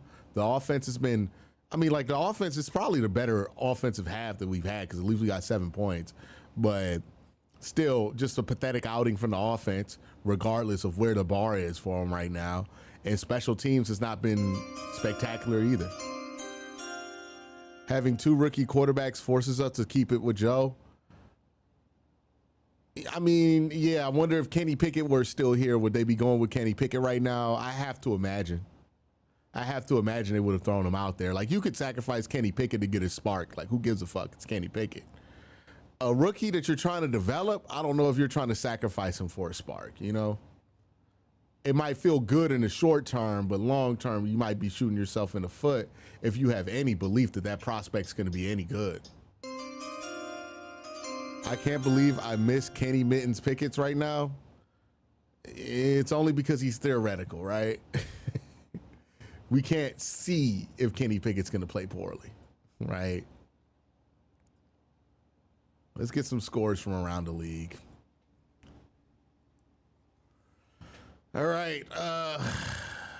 Commanders and Falcons. Falcons up 17-10. Remember, the Commanders don't have Jaden Daniels this week. They haven't had Jaden Daniels for the last few weeks here. Saints, Bills. Bills are up 14-10 on the Saints. Lions are obviously beating the Browns. I understand Q, but I'm not sure I can afford to hold out 2 weeks if he's this bad. Why not? Like, everybody's like they can't afford to hold out. The Browns, Andrew Berry's job's not in jeopardy. Kevin Stefanski's job's not in jeopardy. Like, what is it about it that they can't hold out for 2 weeks here? Like, from their perspective.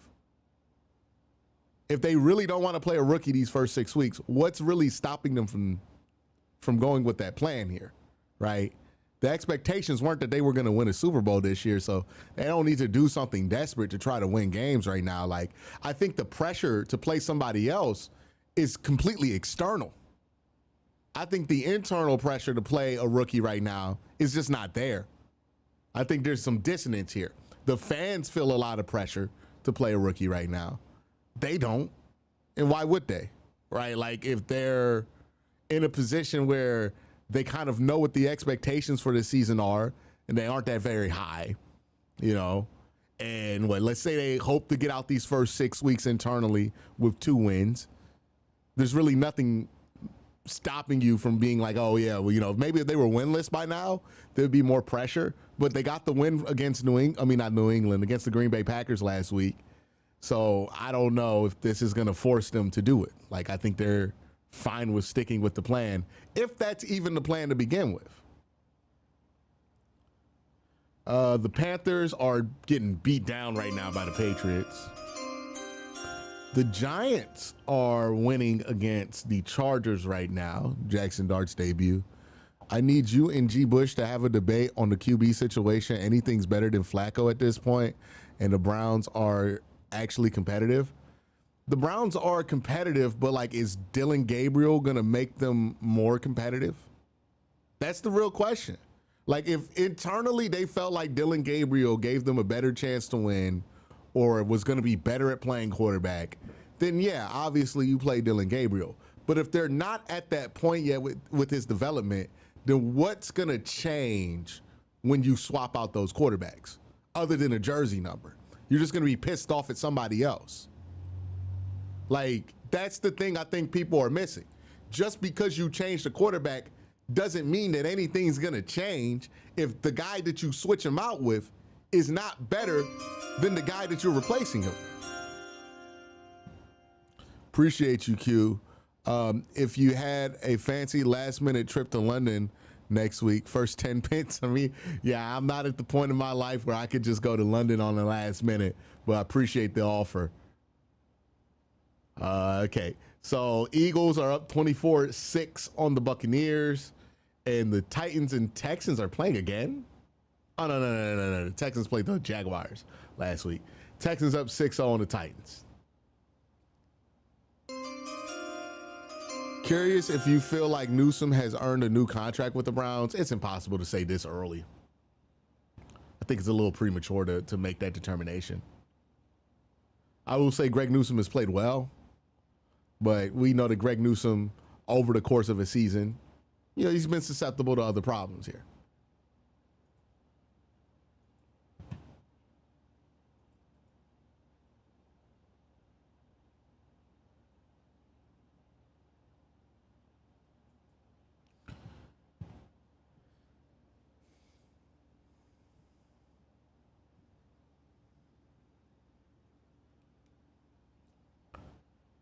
Like, everybody wants the quarterback play to be better, but I just think you got to give your quarterback play a better chance to be better than what we're doing right now.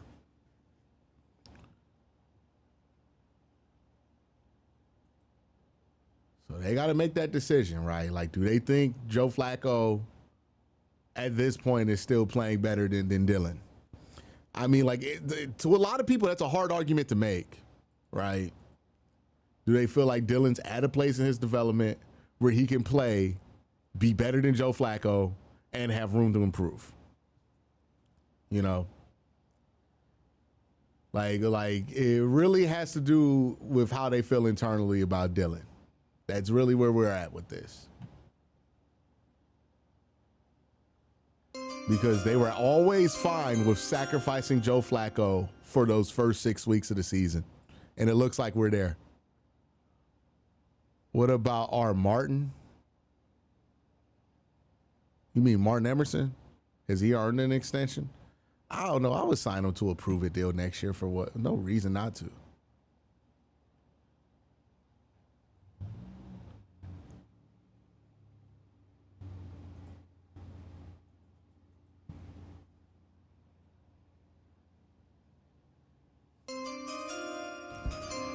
Does Dart can move and New York looks different already? Yeah, but Jackson Dart's a first-round pick. They were always going to play Jackson Dart this year, right? We're talking about Dylan Gabriel, right? Dylan Gabriel's not a first-round pick. They did not think that highly of him. So We'll see. Again, if the coaching staff feels like that's where Dylan is at, then they should play him. But if he's not there and they don't think any of the problems that they're going through on offense right now are going to be fixed by switching the quarterback, it's really a waste. Because what's going to happen, because everybody right now is convinced that if you put another quarterback in, it's going to get better, right? Because we're saying it can't get worse than Joe Flacco right now. Now, I've watched enough Browns football to know that that's not true. It can absolutely get worse than Joe Flacco. It can get way worse than Joe Flacco. Not saying that Joe Flacco's good. He's playing like shit right now. But I've just seen worse. And it can get worse also with the long-term consequence of it, right? Like you put somebody out there before they're ready, ruins their development. Now you got a dud on your bench for the rest of the year. You know? So, yeah, right now it would make everybody feel good if we switched out the quarterback because we'd have a couple of minutes of hope. But if that guy's not ready to step up and play quarterback and start early on, then nothing's going to change, and you're just going to be mad at Dylan Gabriel now instead of Joe Flacco. Like, we're talking about it as if switching the quarterbacks is guaranteed success or even guaranteed to get better. And it's easy to feel like, oh, it's got to get better than Joe Flacco right now. But we watch his team bench Deshaun Watson and put Dorian Thompson-Robinson out there, and then Dorian looks like worse than Deshaun. It's impossible to imagine as that was, right? It can't get worse than Deshaun. It literally did get worse than Deshaun last year. So that's the thing. It's like we're not using our full imagination here. We're all imagining a world where Dylan gets in there and he starts cooking. What if the offense gets worse? Then what? Now you just threw your third-round pick to the Wolves. You blew any chance of developing him because you're going to put him in a situation where he's going to do nothing but learn bad habits. And you still suck on offense. So congratulations, right? We're not thinking about the whole full set of things. If Joe Flacco goes out there, he continues to suck, you're not ruining anything long-term by having Joe Flacco out there and he stinks. You might ruin the player that you invested a third-round draft pick in if you do that, or a fifth round and a couple of six because you traded up for him in Shador, who's not going to play today. So that's really all I'm asking people to see here is that maybe a quarterback change here isn't going to be the instant fix that we think it is. And I'm just saying this because I've been a Browns fan my entire life, and every fucking year we think changing the quarterback is going to fix the offense magically, and all it does is changes the person that we're mad at. Every year, we're like convinced if we just switch out the quarterback, we get rid of Deshaun Kites and put Kevin Hogan in, it's going to be better. And it doesn't get better. You're just mad at a different jersey number, you know? And then what?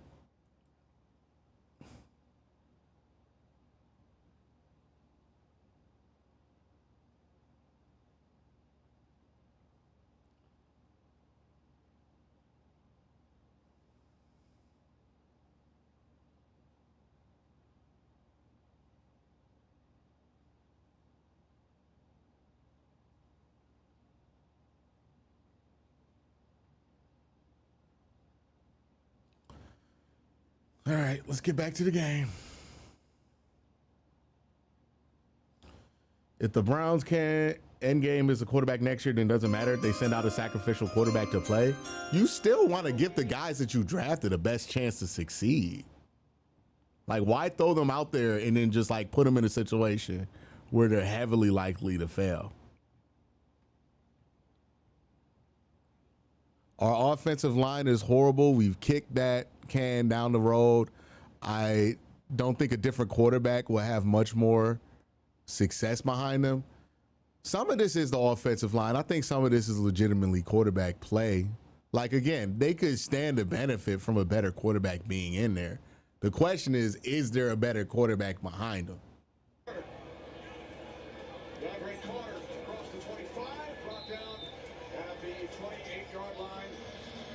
Check in with Megan. Thank you so much, Kenny. Well, Browns head coach Kevin Stefanski told me he needs to see this offense stay on the field longer in the second half. Defensively, he's asking for some takeaways, but he said the biggest point of emphasis here is... All right, man, we got to get something going. Now, when I spoke to Dan Campbell, he said, we asked a lot of our defense in the preparation for this game They are showing up. He's very happy with how they're playing, but offensively, he said, we have got to stop those self-inflicted wounds, guys. Let's back Lions defense on the field here. Flacco hands it off. Judkins on 1st and 10 from the 8-yard line. 2nd and 7. Aiden Hutchinson in on the tackle. And so if you're going to run a play like that, right, simple inside zone, dive play, whichever you want to call it, but now come back with the pass play off of it, or play action off of it. And you have the natural rollout with Harold Fenton, one of the really good rookie tight ends. Instead of faking a block, go out to the flat, right? You got to have some complementary plays offensively. Fake to Judkins. And now Flacco Good throw. throws, and you called it. It's Fenton. There you go. One reception in the first half. Picks up 13 of Brown's first down. Yeah, All right, we need points here. We need points. There was a lot of pressure, a lot of... Oh, Hutch is back out there, so he didn't get injured. Both QBs taking warm-up throws, so we'll see. Reports were that Joe was on the short leash before last week. Yeah, we'll see. I feel like if he were on the short leash, they would have benched him after the 2nd interception. As the season goes on. But again, is that going to be? No. On first down, Yeah, I think we're getting that penalty. picks up a yard.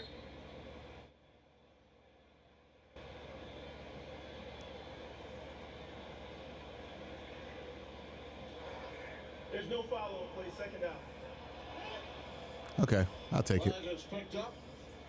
There's Tommy Reese, the first-year offensive coordinator. Former quarter. Yeah, they feel like Gabriel can be better than what this is right now, then play him. But if that's not where they're at, then that's not where they're at. At Alabama. Kevin Stefanski joked about it. Look, if you have ever called plays for Nick Saban, it ages you 10 years. Right.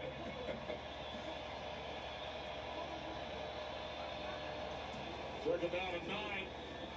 Flacco to the outside, incomplete.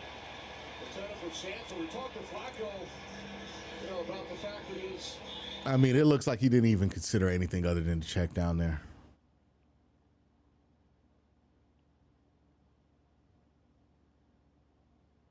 I mean, they had it all blocked up. Didn't make any bones about age or anything. He still coaches him very tough, gives him the criticism, gives him the feedback that he needs. Flacco respects him for it, and he's becoming a better player for it, even in his ripe age of 38 years old. Was he 38 or 18 season? I know that for sure. 40 years old. He shaved a couple of years off. I was being nice. Third down at 9.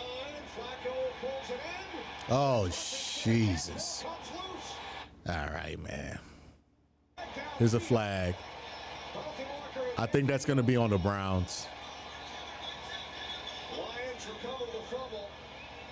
However, Oh, thank God. Oh, what a bailout. Oh, my God. so it will remain Wow. football. Woo. Let's take a look at Brian Branch. Wow. Thank you, Brian Branch. That would have ended the game. Oh, my God. Oh, my God. Harold Fan in the rook. I mean, I don't know why Joe sat there so long. Aiden Hutchinson. He had the drag route underneath. Just take it, see where it goes. By the way, we have not yet seen Kirby Joseph return. First half. Avonte Maddox still in the game. All right, got to get points here. They bailed you out. High quarter shell. From the 49, fake to Ford. We're going to throw right into it. And it's off the hand of Judy. DJ Reed defending. Why are we doing that? DJ Reed has a tough cover. I mean, it's a high quarter shell. You know somebody, like, were you trying to hit a hole shot there? The sideline.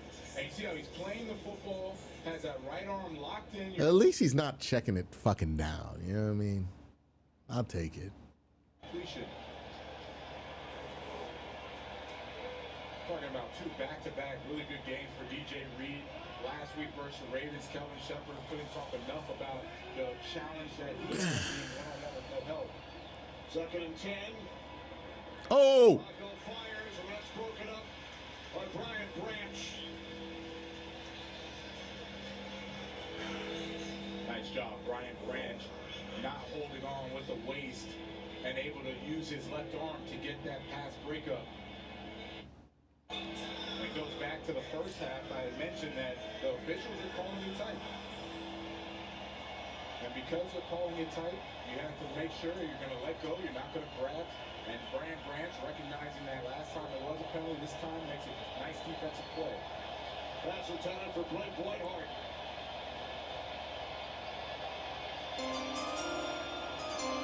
Third down and 10. Flacco under pressure. Yeah, man, come on. Now we take the fucking check now. Sly says, I know a quarterback can be worse, but I'd rather watch a rookie be bad than 40-year-old Joe. I mean, I don't blame you for feeling that way. Right? I think that would be more entertaining because you can get more out of it. But, you know, is it supposed to be do you want the Browns to do what's more entertaining or what's like better for the team? And I don't know. Again, they gotta figure out how they feel about Dylan Gabriel, right? Like, because if they think Dylan can be better than this, then okay, you know, put him in. I have no fucking problem with that. The question is like, hey, if they don't feel like he's better than this, or they feel like the circumstances around the quarterback are just so funky right now that you're not going to produce better play with the rookie, then it's not better for the team to play him. You know, entertainment wise, yeah, I would just fucking throw anybody else out there. Entertainment wise, it'd be more entertaining. We know what's going to happen with Joe Flacco. It's not been fun to watch. I understand that. It's just, where does your worry about how entertained you are versus what do you think is better for the team? Where do you land on that? You know, because I don't think by watching this that all the problems get solved because you put a different quarterback in there, right? Like, I don't think a different body at the quarterback position is really solving a lot of these problems going on at quarterback. And like, even with like Dylan, he's not that much more mobile than Joe Flacco. Like, he's just younger. Like, they're both not very mobile guys at this level.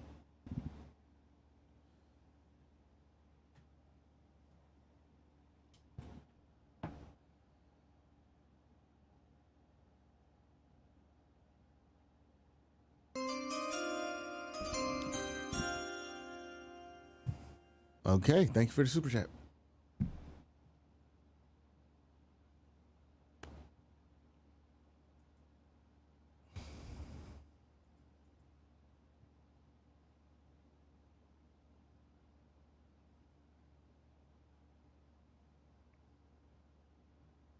Yeah, I think Cedric Tillman's out for the rest of the game.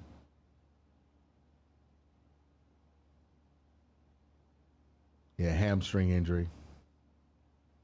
The Lions have had a few guys look like they've been injured, but I don't think anybody's left this game for Detroit yet.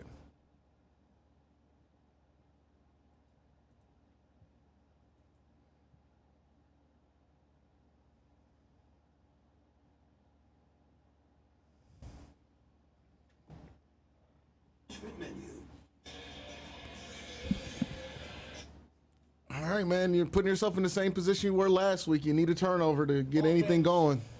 On the field for the first time in this second half, leading by 13. Now, Lions offense efficient in the first half. Browns defense equally efficient. They haven't created the takeaway. They need a couple of those to get their offense back in good field. Zendot, appreciate the super chat. The toss to Gibbs on first down. Good tackle. Stopped at the line. So a 2nd and 10 upcoming. And, you know, you talk about defense, and for the Lions today defensively, forcing the 2 turnovers, 2 interceptions of Flacco, both leading to scores. And that's really been the difference in the game. We thought that the Browns had really figured it out after that first series. We thought that they were going to just keep driving the ball down. Instead, it was the Lions defense adjusting. Gibbs bouncing it to the outside. All right, 3rd and 3. Forced out of bounds at the 18-yard line.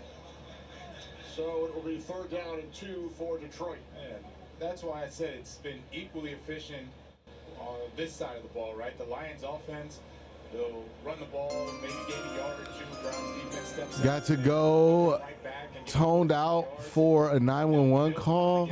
Let me know if they put Gabriel in. The most important thing in the Lions Okay, thank you for Super Chat, Zach. They keep it on the ground with Gibbs. And he picks up the Lions. All right, I got time to stop him. 22. Yeah, and the reason that the Lions offense can do this, and John Moran will call 3 straight runs, is because the Browns offense isn't threatening them, right? They don't feel the need to say we have to start spreading the ball out, going down the field, right? Yeah, this isn't Ohio football, and usually really downgrade to the blue chip players like Judkins coming here and after two coaching and personnel. We can just control the I don't know if I agree with you on that. It's Gibbs again. Flag comes in late. What's the flag? It's against the Lions. Gotta be a hold, right?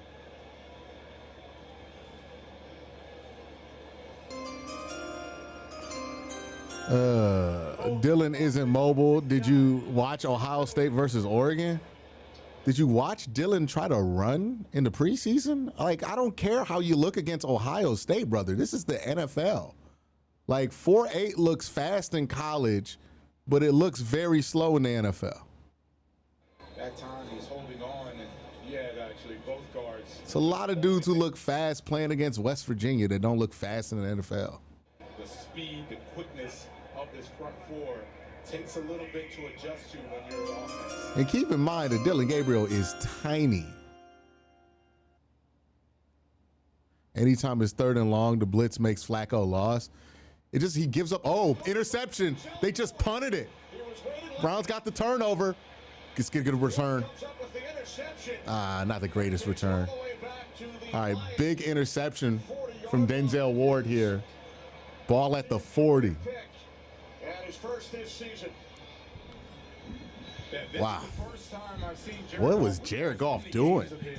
This is the first time in a while that I've seen Jared Goff just flat wrong on the read, right? Usually he knows the man zone reads. He just didn't see Denzel carry. Coverage Denzel Ward was going to stay with Amon-Ra. Instead, he just kept backing up like a center fielder and gets an easy interception, and that's what the Browns needed. The Browns defense stepping up, getting a take. All right, turnover margin down to 1. Offense, putting them in nice field Let's even that out. And Kirby Joseph has returned.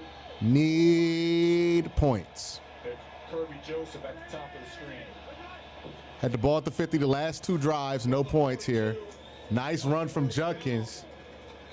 There's Judkins. That's going to put him in range. He picks up a Cleveland first. See how it's just how it gives a little energy there. Plays in opponent's territory. First drive, 8 plays. Since then, only 1.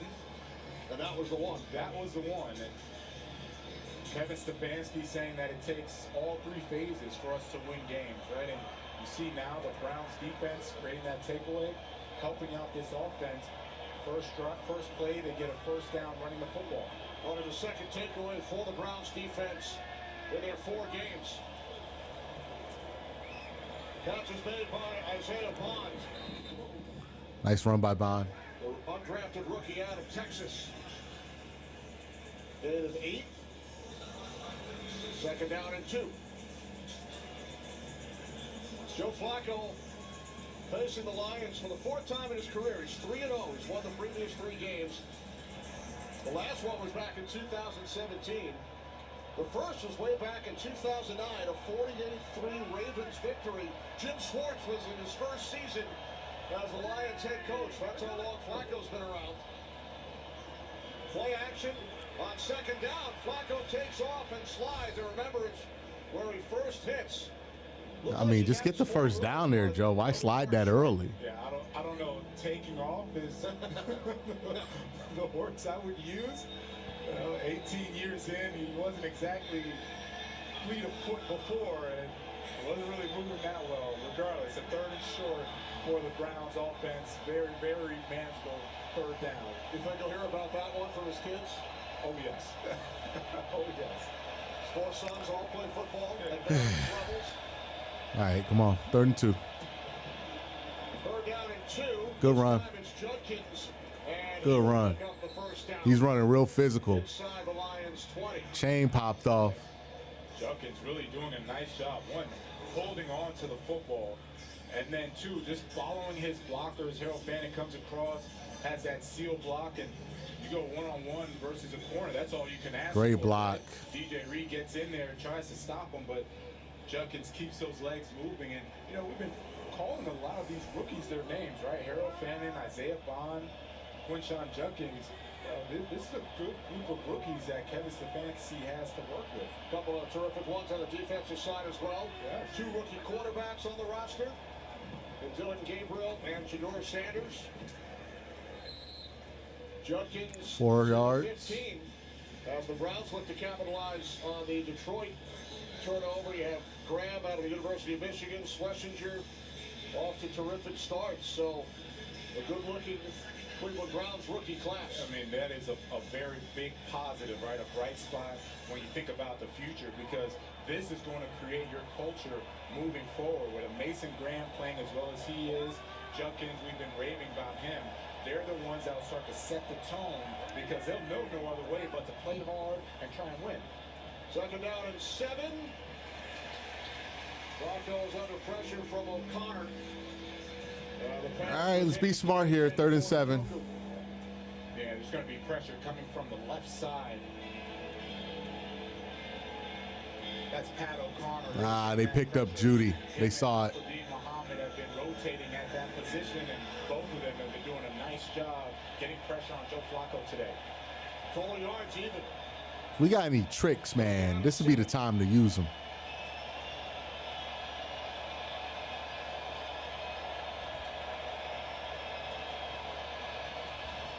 Flacco on 3rd down. Here comes the pressure. He gets rid of it. Oh. Unable to make the play. Fannin had a chance to make that play there. Under extreme pressure. Got to make that play for your quarterback. Again, Kelvin Shepherd. It's a tough catch here, but you want Fannin to make that. I mean, sits in, gets hit here. And then you have to really credit the back 7. They had nice coverage without holding, right? I think we need the nuts. The nuts. We'll see. Here's Andre Schmidt, the reigning AFC Special Teams Player of the Week. 33-yard attempt. We got it. From 55 against Green Bay. Kick is good. It's a 10. All right, 10-point game. 10-point game.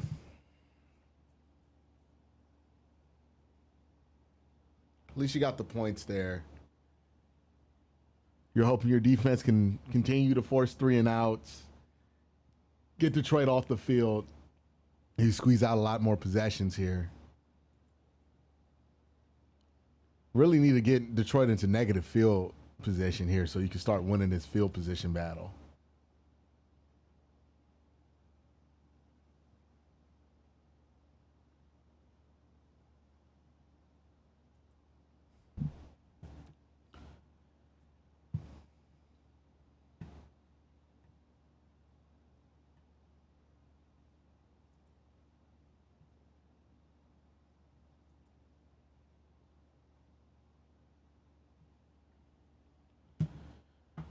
All right, 10-20.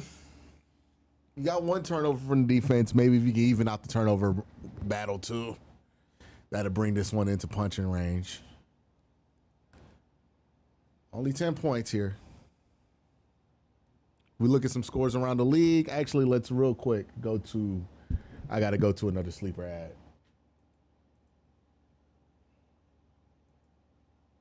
Hey, guess what? The NFL season is finally here, and that means you've got a fantastic opportunity with daily fantasy football on the Sleeper app.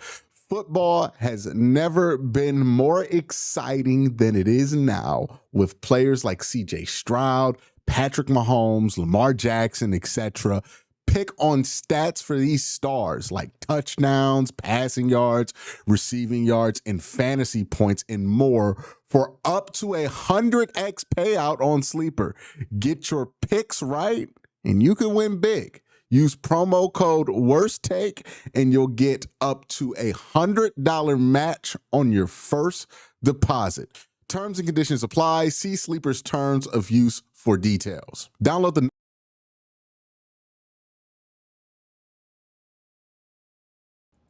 All right, so we got some scores around the league to go through. Actually, we're back. The American Cancer Society created crucial catch because early Bills just extended their lead against the Saints, 21-10. Texans, 12-0. What a weird score out there against Tennessee. Chargers, 13-10. your cancer risk. Commanders, 13-24, losing to the Falcons. Loved ones in the fight. Eagles, 24-13. Looks like the Buccaneers are working their way back into that game. And again, man, horrific field position. They keep fucking doing it.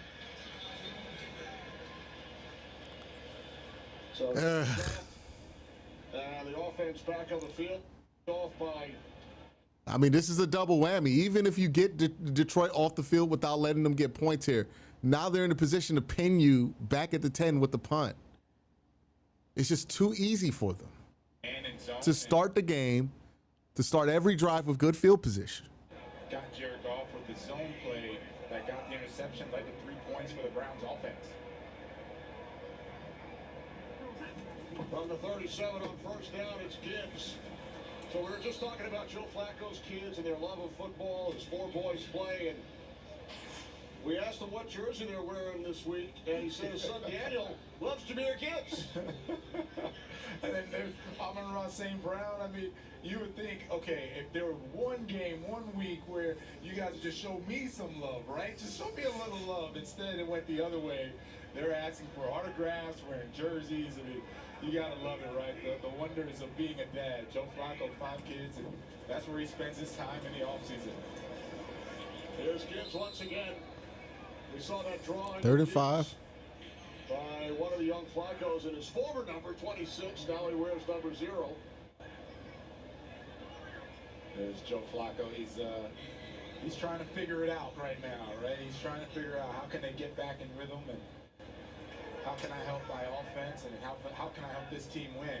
Meanwhile, you got another 3rd and very manageable for Jared Goff and the Lions offense.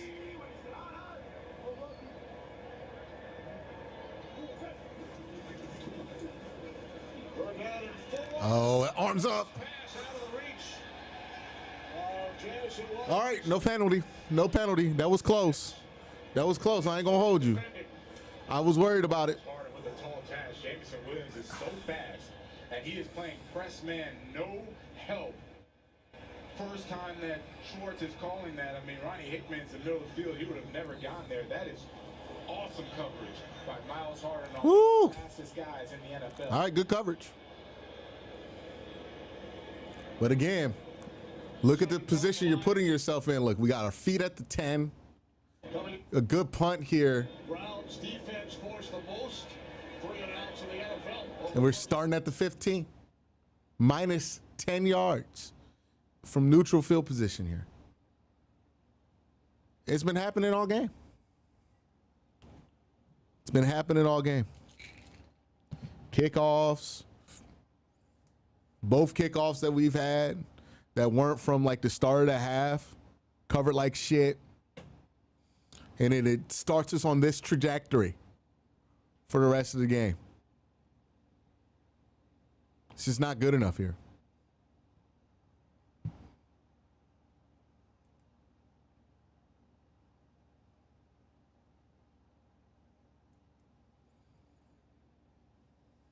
Yeah, they started at Detroit's 45. They put up points. They started Detroit at the Cleveland 15 this time. They're probably going to struggle. Detroit has started 1 drive in negative field position. Well, 2 drives. We have started all but 2 drives from negative field position. We're losing the battle, like at a high level, we're losing the battle.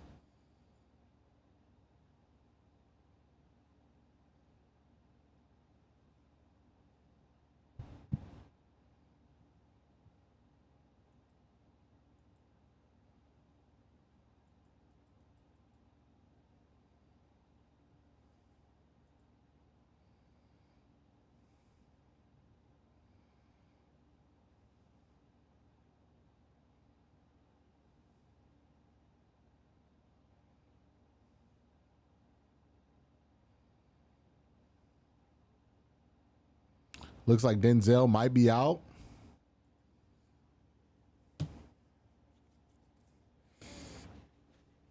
Maybe he's got a cramp. He was eating a banana. That sounds like cramp. That I was. I am the chief of internal medicine. You're reviewing my cases. You are still auditioning. You say I don't deserve to be here. I'm not going anywhere. Doc, all new. Tuesday at 9 on Fox. Today's game on Fox is sponsored by T-Mobile, now the best network in America. Haven't seen a good special team since Cribs. The NFL. Haven't had good special teams returner since Cribs. Soon is back in Ann Arbor. About We've been better on coverage, though. Ford Field, Michigan's own El Presidente will be leading the charge. Pre-game party starts at 10 a.m. Eastern. Wolverines take on the Badgers. Michigan and Wisconsin. Big noon Saturday only on Fox. There's the former Wolverine star, Aiden Hutchinson. From the 16-yard Big line. run, big run. And the Browns go back to work. It's Judkins tripped up. And speaking of Hutch, Kenny, he's had himself a whale of a day. Looking, you know he was ready to play. Comes in with the tank top. Great awareness here. Forcing that incompletion. Gets around there. Gets chopped down right there, right? But gets back up. Doesn't matter. You see, he's like, he got me one time. I'm going to come back around, though. Get some pressure. Get the sack on Joe Flacco. And there it is. Leading that defense. Leading the front four. Creating a whole bunch of pressure on the Browns. Second down and 1. Judkins picks up a first down. That video of Hutchinson entering Ford Field today, that's similar to what our producer Fran Morrison looks like every Sunday morning. Look at Buck, though. He's like kind of frail. It's just Got a lot of time left, man. No, you don't think there's a There's a resemblance, but you just got to add like 30. And Terrion Arnold's out. There you go. He's down. Terrion Arnold is the injured Lion.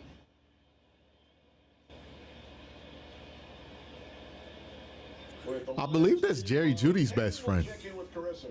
I'm going to defend Fran on this one. Fran is jacked. Bucks down 24-6. Baker Mayfield finds Emeka Egbuka behind the defense, 77 yards. His fourth touchdown of the year as he walks this one in. Bucks cut the deficit to 11. Kenny?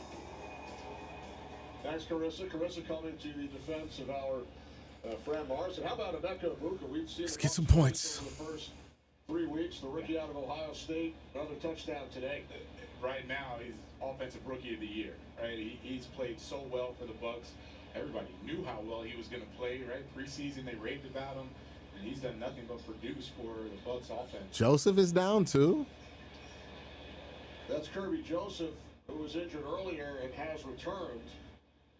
Taking a bit of a break as the medical staff tends to the second-year corner, Terrion Arnold. And Terrion takes a shot there. And he's able to finally get back up. There's Yeah, Nate he Robertson, who might have we've hit his seen more and elbow. more of over the last few weeks. Yes. He's played very well. Oh no, Terrion Arnold is Jalen Milroe's best friend. That's what that is. Nate Robertson, they are A-okay with him stepping in. He's played some good football for the Lions, so there is no drop-off when he's in the game. Now, instead of playing nickel, he's going to be at the outside corner position. Browns trailing the Lions by 10. From the 31, it's Judkins. 3 yards. Talking about the Buccaneers, young wideout Egbuka. Yep. Judkins, his teammate at Ohio State. Second-round pick by the Browns. And when Kevin Stefanski went to interview him and talk about him, he talked about how intelligent Judkins is. He talked about how conscious he is about not turning the ball over, pass protection, taking care of the quarterback. He knew that Judkins was their guy. They drafted him. He's playing very well for the Browns. Second down and 8. Fake to Judkins. Oh, got him. Flacco. Did he get it? Isaiah Bond, second big leaping catch of the day. Third big one of his career. 35-yard pass play. There's Vaughn, and he's just running a streak Boy, you get him a better ball, he probably scores. We just talked about how well he's been playing. Great way to track back to it, though. Makes a tremendous catch. These rookies for the Browns are playing outstanding football against a very good doesn't touch the team. ground. It's a catch. Both sides of the ball stepping up. These rookies playing well. That's the biggest play of the day by either offense.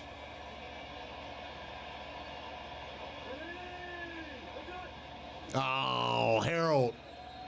This play is blocked in. False start. Offense number 44. 5-yard penalty. First down. That's on the tight end, Fannin. And how do you like that? I was almost going to say this offense was getting a little boring and repetitive.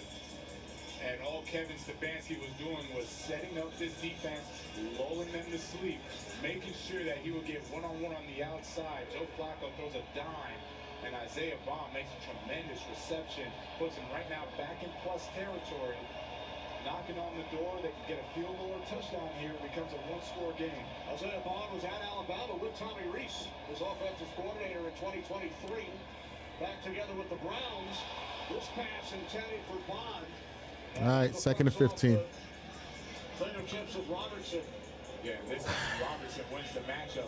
Getting to the 30 is fine. Here is that he kind of gives up on the play. You see him, he's circling back, and Amik Robertson, the vet that he is, he's the one that's like, I'm going to keep playing, man. You're not going to, right?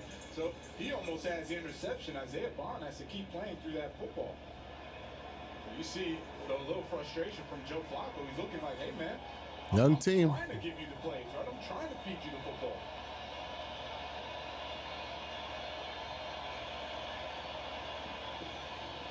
Second down and 15. This is Ford, and it's Campbell who reads him immediately. Field goal is fine here. Field goal is fine here. Really happy all of our rookies are looking good this season. Nice to hear the announcers acknowledge that too from the solvent. Appreciate that. Super chat. Yeah, I agree with you. 75% of this defense if we wanted to. Again, field goal is fine here. Field goal is fine. A lot of time, a lot of time, a lot of time. He's a heck of a linebacker for the Lions. Be smart. Third down and 16 for the Browns. That's fine. For the near sideline, it's Bond. They say no catch. No, Now they say incomplete. Are we going to kick this? Field goal unit comes out. Schmidt. All right, Schmidt, this is a long one, dog. I ain't going to lie to you. 5-yard game-winning field goal last week. It's a long one.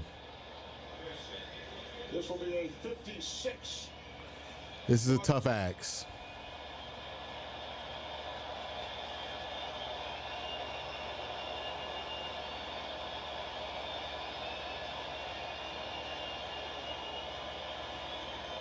Schmidt from 50. Ah, he didn't make it. It is no good. Wide to the left. Hey, can't blame your kicker on that one. Can't blame your kicker. Your offense has to get the ball way closer than 56-yard field goal, man. Your offense has to put your kicker in a better situation than that.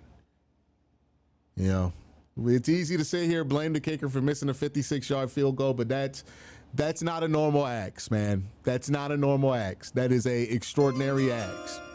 Got to get the kicker in a better situation than that, man. Lions worn out. Let's go Browns, mighty.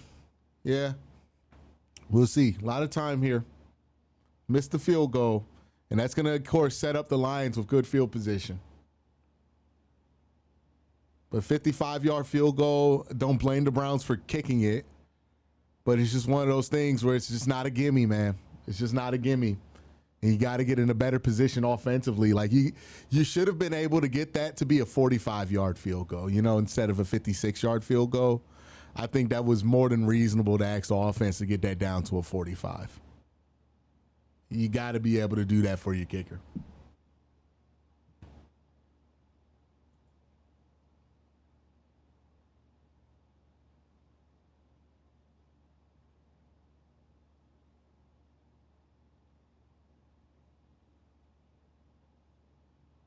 Yeah, it would have been nice if he makes it, but he's bailing the offense out. Anything 50 plus, that's a bailout you're asking your kicker to do for you, right? Sub 40, he's supposed to make that.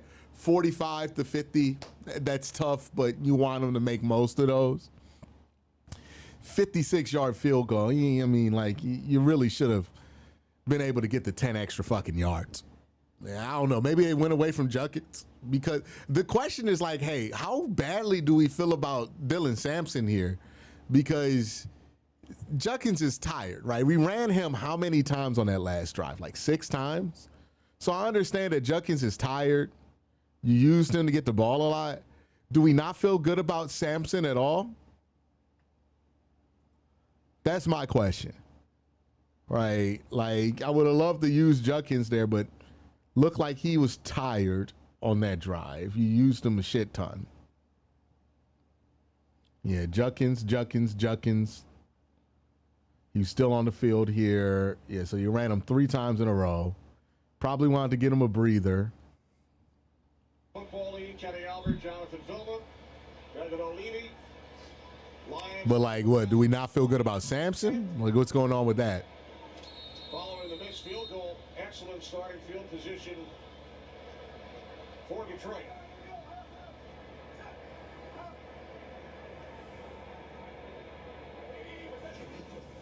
From the 46, the give to Gibbs. Jameer Gibbs across midfield, still going down the sideline. And finally forced out of bounds.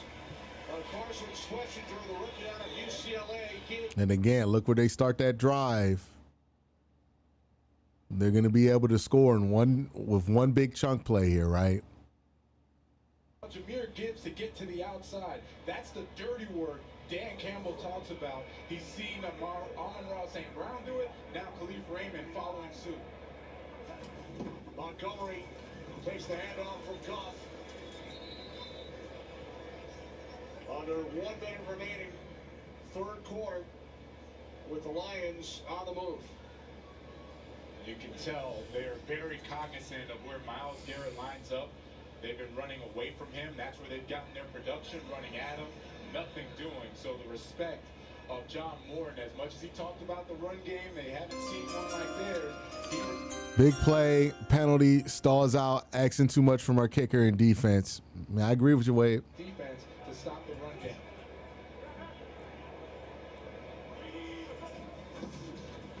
Second down at 9. Oh. Pass is complete. Boy, if we could have just got the extra half a second there. Inside the 25. As time winds down.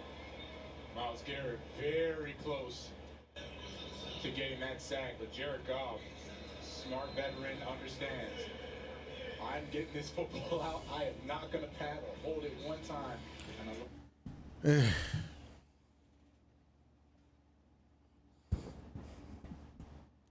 I mean, still in this game. Despite multiple times where it looked like it was going to get away from you.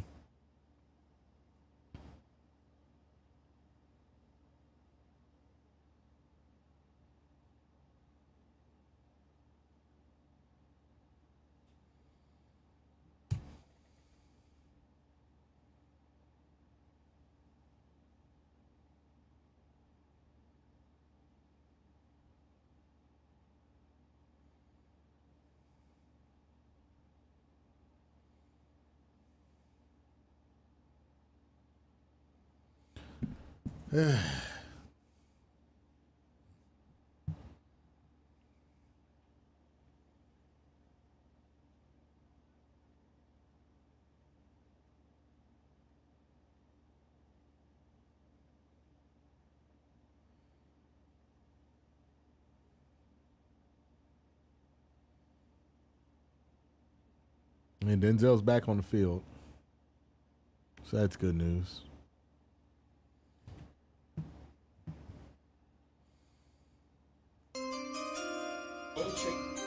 Where is Njoku?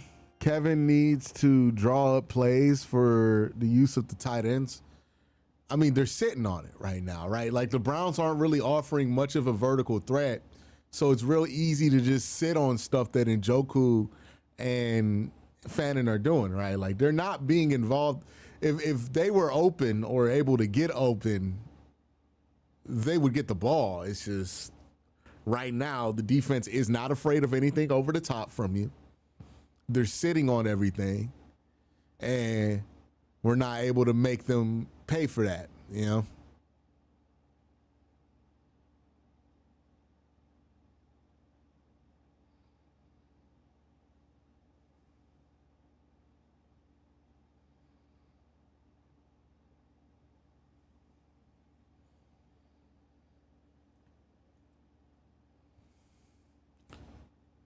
It's not easy to fall asleep amongst all this noise, is it? Well, he does have the headset on. He can't hear anything. Life is good for little Simba. And there's the golf spring. Jared Goff recently just had a baby, Romy. Back in July.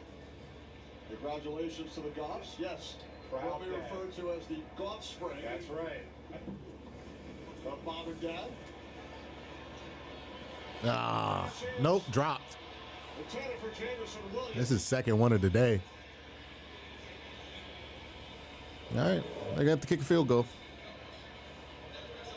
Myles Garrett working against Taylor Decker, and look how quickly Christian Mahogany is over there, and he's over there to make sure that Myles Garrett doesn't slam back inside, and Jamison Williams with the drop. Jared Goff actually put it on the money for him. They're going for it. 6 targets for Jamison Williams, only 1 catch. Yeah, 2 drops today. 4th down and 2. Lions were perfect in their last game on 4th down, 3 for 3. They got that. It stopped. I don't know if he got it. Quarter. No, that wasn't even close. He didn't get it. He was stopped short. He was stopped short. Yeah, that wasn't even close. Defense. Just Wow. Okay. Thank you, Detroit. Yeah, I mean, that wasn't close. out of bounds. nice job. And look at Denzel. Great job, Denzel Ward holding up the Panay Sewell. That Gibbs wasn't able Great to pursuit. turn They were ready for it. And Jim Shorts fired up, turning that That's possession huge. against the Lions, stopping them. That is huge. What do the Browns need to do in order to get vertical passing going? Maybe more experienced deep threats at wide receiver? They need a quarterback who's actually good, man. That's what they need. I don't. There's really no way to scheme your way around it, right? You want to attack deep when teams are playing safeties and everything else back. You need a quarterback who's actually good. So Flacco and the Browns take over from their 23. They don't have a quarterback who's actually good right now. Fake to Jenkins, and now Flacco complete. Jenkins the catch, and Jack Campbell right there. Right. The further the throw, the harder it is for the quarterback, the more you need a good quarterback for those throws, right? Like, it's really that simple. You need a better quarterback than what you got right now. And that's the question. Like, do you got better on the bench? I don't know. I don't think they're convinced, right? If I'm just looking at what they're doing. I mean, Joe Flacco's still out there. I think if they were convinced they had better on the bench, he'd be playing right now. Saw that note about trailing by 10 plus.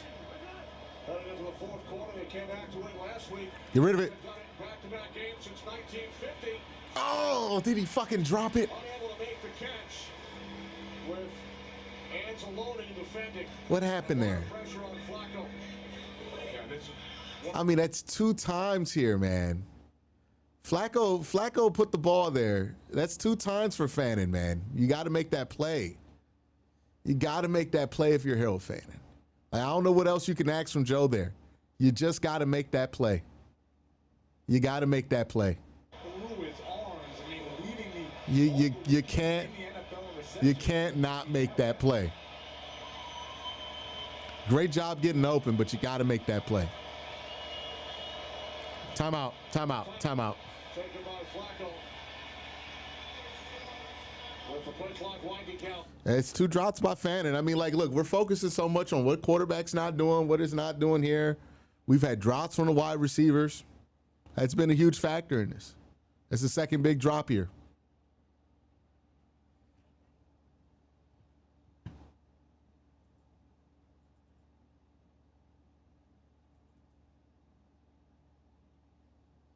We'll be right back after this message.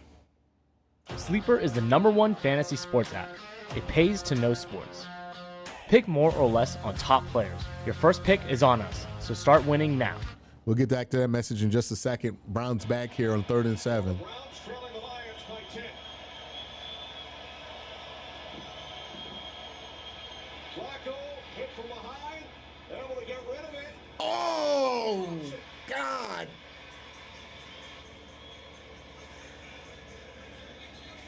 I mean, he's making the plays out there now. Stays tall in the pocket, stands up. I mean, this ain't on him. He withstands the punch from Hutchinson.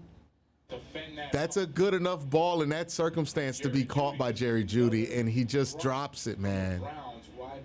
And that could have scored.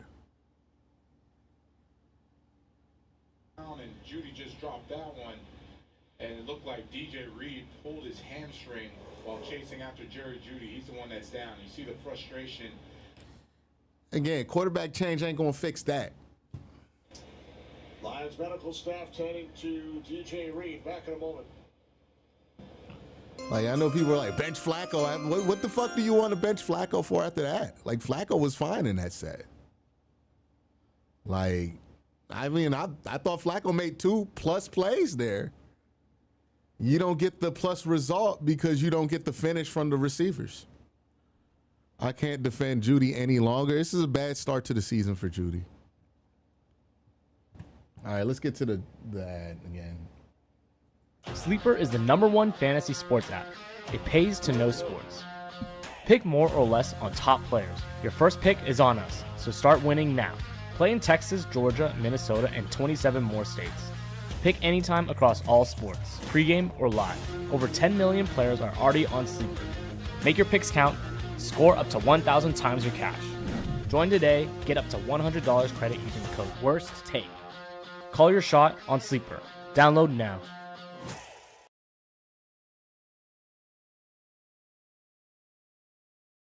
Super Chat says, why can't we catch the damn ball? We're just not playing cohesive football. You know, Joe Flacco looks like shit for 2 quarters. Finally stops looking like shit. Wide receivers don't catch the ball. We're just compounding issues on top of issues. We're simply not playing cohesive enough football to beat a team like Detroit today, right? We got a quarter, 10 minutes left, 13 minutes left, you know, only down 10 points. You play cohesive football for the rest of this quarter, then maybe you got a shot here. But this just has not been the level of play that you needed from anybody for a consistent 4 quarters that you need to beat a team like Detroit on the road. It's just that simple.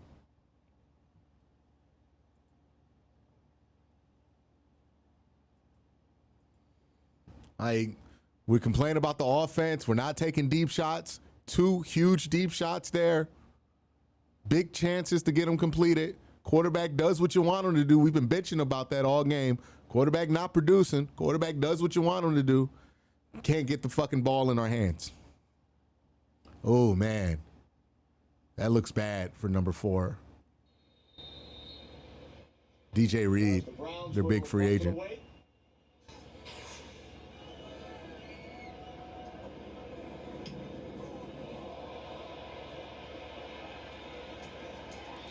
And then we give up a bad punt and a huge return here, and they're going to score.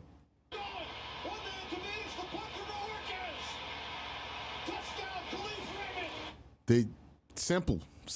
Not good enough football on any side of the ball today to beat Detroit. Not good enough football. Like, I'm not going to sit here at the end of this game and blame one individual for this loss. Everybody on the team today, not good enough. Not good enough. Bubba Ventrone, not even close to good enough. Do you think Chad O'Shea is actually a good wide receiver coach, or do you think he was just surrounded by great talent throughout his coaching career? I don't think this is the fucking wide receiver coach's fault that your wide receivers are dropping passes, man. Like, I'm going to be honest with you. Why are we blaming a wide receiver coach? Harold Fannin didn't catch the ball. Jerry Jeudy didn't catch the ball. What are we out here? It's Chad O'Shea's fault? Like, when are the players responsible? Like, come on, man. The coach's job is to get you an opportunity. What you do with that opportunity, that's up to the player. The opportunities were there to make plays, and we're sitting out here blaming Chad O'Shea. Are we kidding me? Wade, is there something structural contributing to the out-of-sync offense? It's just not good enough. We're not getting good enough performances. Nobody's stepping up. Nobody's being a big enough. Nobody wants to make a big play. We're not getting tackles on special teams. Defensively, not a terrible performance, but not our best performance at all. And then special teams-wise, we're back to the same old garbage on special teams. Same old garbage. I mean, these return coverages have been awful for 3 years, man. Going in the celebration out there, the offense is all over it. Gets no better than that. I mean, you had your window, the 2 big plays. You come down with that, okay, you might have a chance, bring this thing within 1 score. But you blow that window, now you got to do something extraordinary to get yourself back in this game.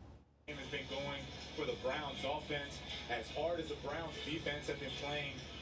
You can't overcome these types of errors. 2 turnovers by the Browns offense, a special teams touchdown given up by the Browns special teams. It's unfortunately what bad teams do, right? They find ways to lose when you're on the road. You have to find ways to win. Browns right now doing the opposite of that, and the Lions making them pay. And the Browns have lost their last 9 games away from home. This would be number 10, barring a huge comeback. Early 4th quarter. Seal for the kiss. Gets the ball and the kiss. Gets no better than that, Kenny. And now some oxygen. I would need some too. He was moving. And now there's Khalif Raymond, his mom, wife, and it kind of takes this Browns offense kind of out of what they've been wanting to do, which was this control offense. You go from 2 drop passes to a punt return for a touchdown. It blows the game wide open. There's Junkins on 1st down, gains a couple as we head to Los Angeles. Carissa. Thanks, Kenny. In the battle of the unbeatens in Tampa, Bucks down 18, but Baker Mayfield never count him out, finding Bucky Irving behind the defense. This one going 72 yards. Baker's second 70-plus yard touchdown on the day. Bucks cut the deficit to 11. Kenny. We're at Tom Brady in the Fox broadcast booth. Nice matchup. 13-12. Watching many of his former teammates. And you know the Bucks are going to keep fighting. That's for sure. 2nd down and 8. I mean, now they're just bullying us. Pass intended for Fenton. And speaking of the Bucks, Anzalone models his game around Levante David. Talked about how they both do very different things than most linebackers, and I 100% agree with them. They have him flexed out one-on-one with no help at times. On the same play in a motion, he'll come back into the box, have to play like a typical linebacker. Him and Levante David, the only 2 right now that I know in the league can do it and do it at a high level.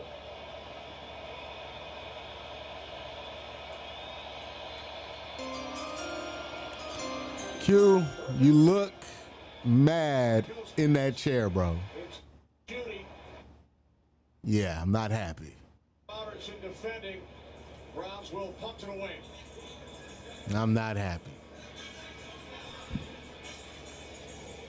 You can kind of feel the life out of the Browns. It's just kind of gone away now, right? They're walking back to the sideline. Yeah. Everyone with their head down, the body language. We knew what it was going to take to win this game this week, and we ain't bring it. Some of that oxygen. He's right back out there. Ready to go. See if he can get number 2. Another shitty punt. Moments ago, fair catch. This time, at the 17-yard line with the Lions leading by 17. We knew what it was going to take. We knew it was going to take. This wasn't going to do it. we're so bad the defense doesn't get a fair shot. I mean, yeah. But to be fair, the defense hasn't, I don't think this has been the defense's best performance either. You know, I don't think the defense has been like outside of the range of like, hey, they've been fucking up too. They just haven't fucked up as bad as the other two units. Like, and how many points are we going to bleed on special teams? Like, this is driving me insane. Clearly, we're just not a good football team right now. Players are not making the plays. It's a shame. We have no true playmakers. Nobody in the passing game is being a playmaker right now, for sure. Like Jerry Jeudy, you expect Jerry Jeudy to make that play. Only one who's been consistently making the big plays is Isaiah Bond, the undrafted free agent. That's it. Isaiah Bond has come down with more big play balls than fucking Jerry Jeudy right now. 44 to 94 points scored against the Cleveland Browns so far are from offensive and special teams mistakes. I mean, that says it right there. That says it right there. Like, you could have won with today's defensive performance if you had a good offense and a good special teams unit. It's really special teams too. Like, we got to pick a struggle. We got to pick a struggle. We can't be a quarterbackless trash offense and be struggling at special teams this poorly too. We can't be this bad at special teams. We can't be this bad at kicking field goal coverage. We can't be this bad at kicking punt coverage, man. Like, honest to God, how are we this bad at both?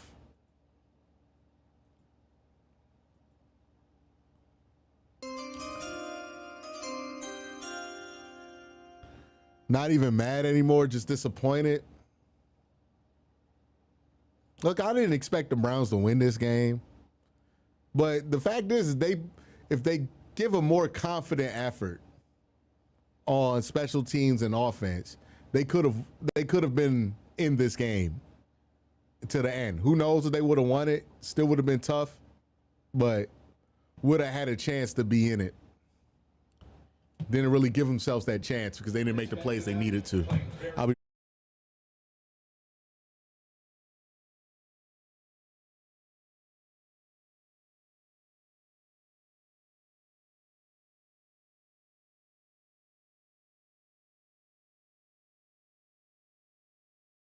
Told me that Patagonia is a place I need to put on my bucket list, go for at least 10 days. And when we asked about, hey, you like Marshawn Lynch type of photography, he said, no, I really like the big unit.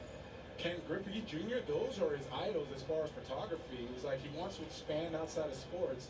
Man Up Tomorrow is his Instagram page. I mean, he does a really nice job. Right, Randy Johnson, Ken Griffey Jr., and Marshawn Lynch, post-playing career, all now involved in photography. There's Jameson Williams. And that's enough for the... All right, that'll force the third down. So, third and long upcoming. Yeah, there's Man Up Tomorrow, Myles Garrett photography. And you look at some of these photos, they are absolutely stunning. I mean, the one on the right is gorgeous. And you can see a guy where everything about him during the season is violence, right? Pressure, and fight. And then he just takes a load off. And he wants to just take a deep breath, kind of regain himself, and he does that through photography. And I'm really interested to see post-playing career how far he takes that.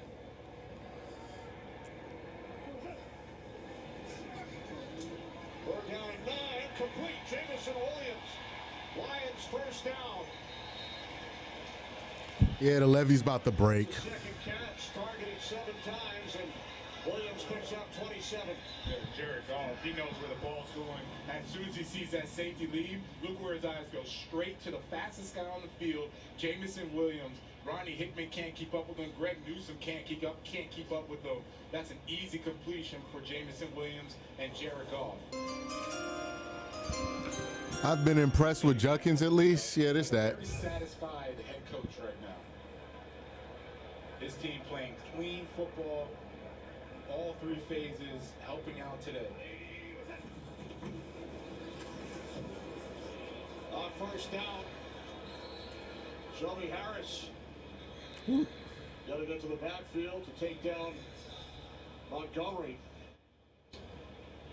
You know, and you think back to week 1, Lions suffer the loss in Green Bay, and everybody's questioning, well, they lost 2 coordinators, Ben Johnson, Aaron Glenn. Is it going to be a big drop-off? Well, they put up 52 on Ben Johnson and the Bears. Capital A and capital O. Huge win in Baltimore on Monday night. They're doing just fine. They are. And as Dan Campbell always says, it's about the players.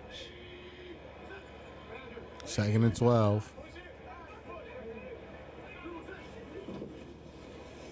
Second down at 12. Here's Montgomery. Alex Wright the tackle. Yeah. By the way, just so to answer questions, if you think the Browns are going to switch quarterbacks next week, but they come out with Joe Flacco to finish this game, they're not switching quarterbacks. Like, this would be the moment. They could come back right here after they get the ball back here and throw Dylan out there. If they throw Dylan out there, then maybe they're going to switch quarterbacks next week. But if they throw Joe Flacco out there, I'm just letting you know they're not changing. There are 12 minutes left in the game.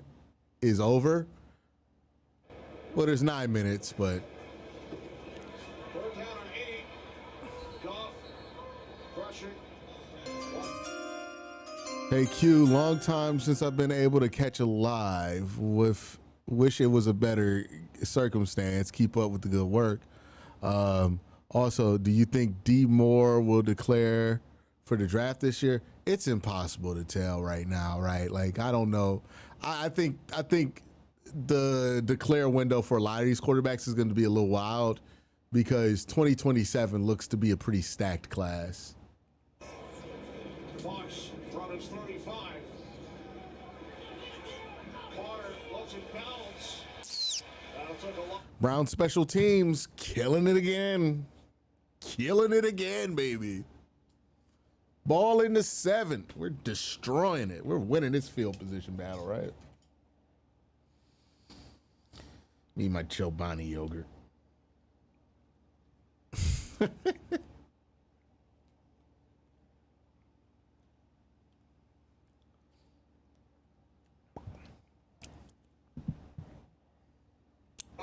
Cancer Pavilion in Detroit, Lions staff along with Lions cheerleaders, legends, and the team mascot Rory celebrating the healthcare workers. Yeah, they're not benching him next week. Just save yourself the grief, right? Like, I know people, are we going to bench him? No, they're not going to bench him. If they're throwing him out here right now, 9 minutes left, down 17, they still don't want to make the change. He's playing next week in London, man. This was the opportunity if they wanted to make the switch for next week to make the switch. Food, barbershop place we were talking about. My dad went there once for a Polish boy. I never worked up the courage. Always boggled me. Hold on 1 second. Screen on first down, it's Ford. You talking about? Oh, you talking about a taste of above next to that Walgreens? It's straight. I don't know what it's like. I haven't had a taste of above since I was in like high school. So we're talking about over 10 years ago. But I remember it being all right. John Loggins, $2 super chat. Appreciate that. The Browns are in the huddle right now. Browns offense, see miscues, 2 interceptions, missed field goal. I mean, right now, this is, at this point of the game, you're running stuff in hopes that like something breaks and maybe you can make a big play here and extend the game. Great run by Judkins, right? And maybe get this thing close. But really what you're working on right now is fixing this shit for next week. So the fact that Joe Flacco's in there, it tells me I'm not going to even waste my time thinking that he's going to get benched before they play against Minnesota. So you wake up 9 a.m. next week, he's probably going to be the starter. Would love to see Gage Larvin next week at punt returner. I don't care what the punt returner does. Just catch the fucking ball and make smart decisions with it. I don't care who does it. And now he throws it out of bounds in the vicinity of Jerry Jeudy.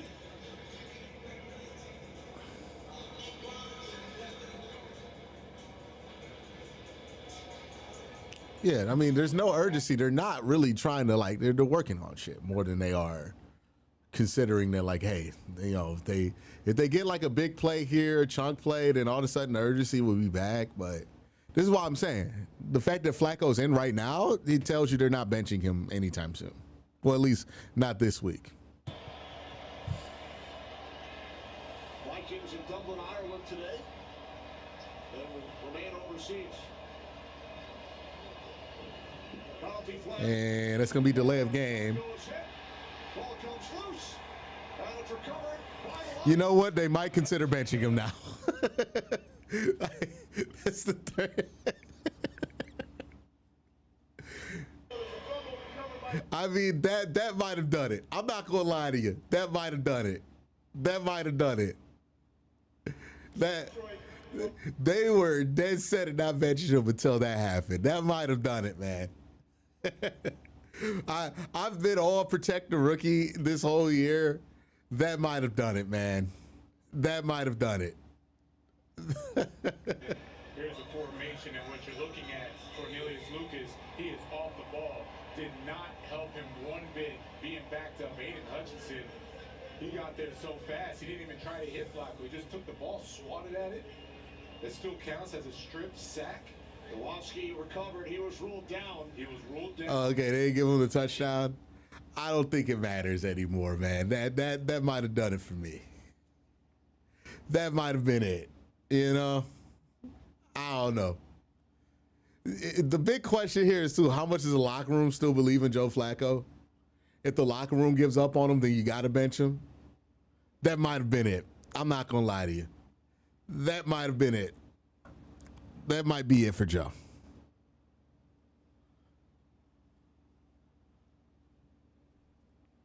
I mean, defense still out there playing hard. God bless him. Behind the line of scrimmage. Yeah, that might be it, man.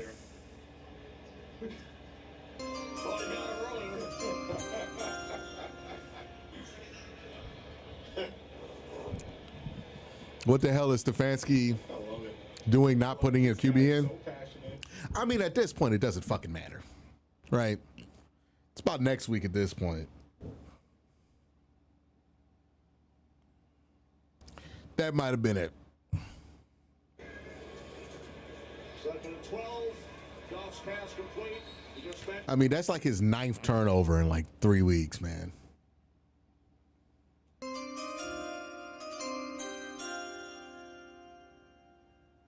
Is really trying to take the DTR ride. No rush. Yeah. Huddle up, taking a little time. I mean, I'm pretty sure we're going to see Dylan at the end of this game. I don't know what that means for next week.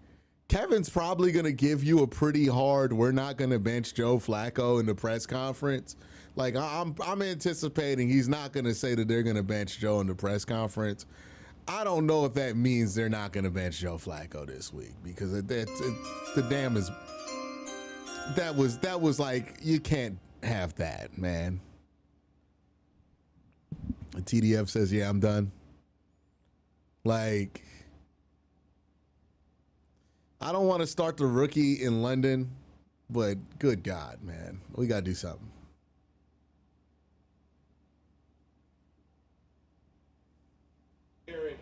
Mahogany getting his guy. I mean, that is good-looking football from the Lions' offensive line.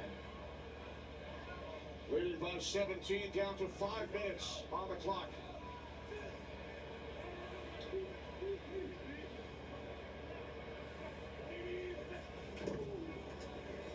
Here's Gibbs.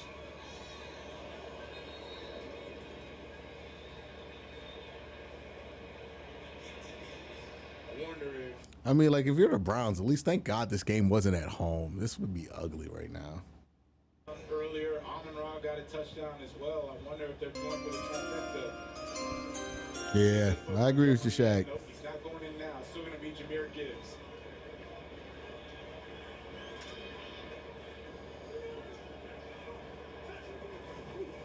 Second and goal. Fake to Gibbs. There is a flag. And the pass is knocked down by Harden. I think that might be defensive holding. They're already signaling illegal formation, it looks like. Okay.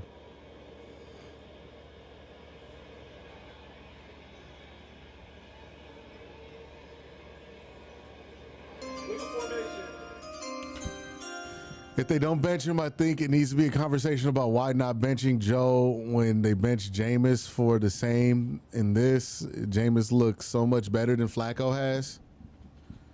I mean, different parts of the season, you're right.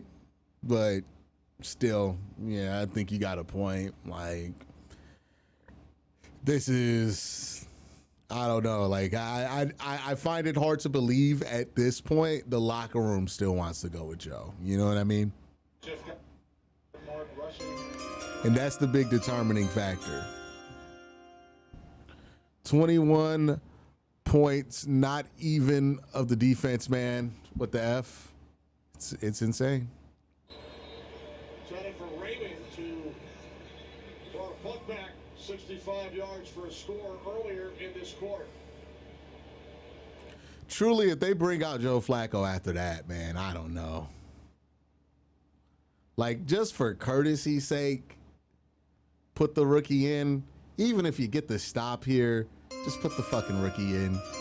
And then we can wonder if he's going to play next week. But, yeah, I mean, just stop the bleeding at this point.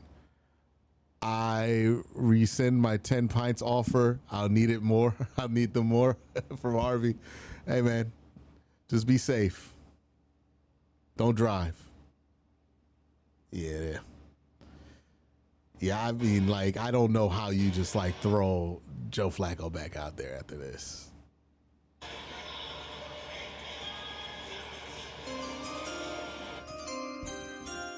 Embarrassing performance by this team, man.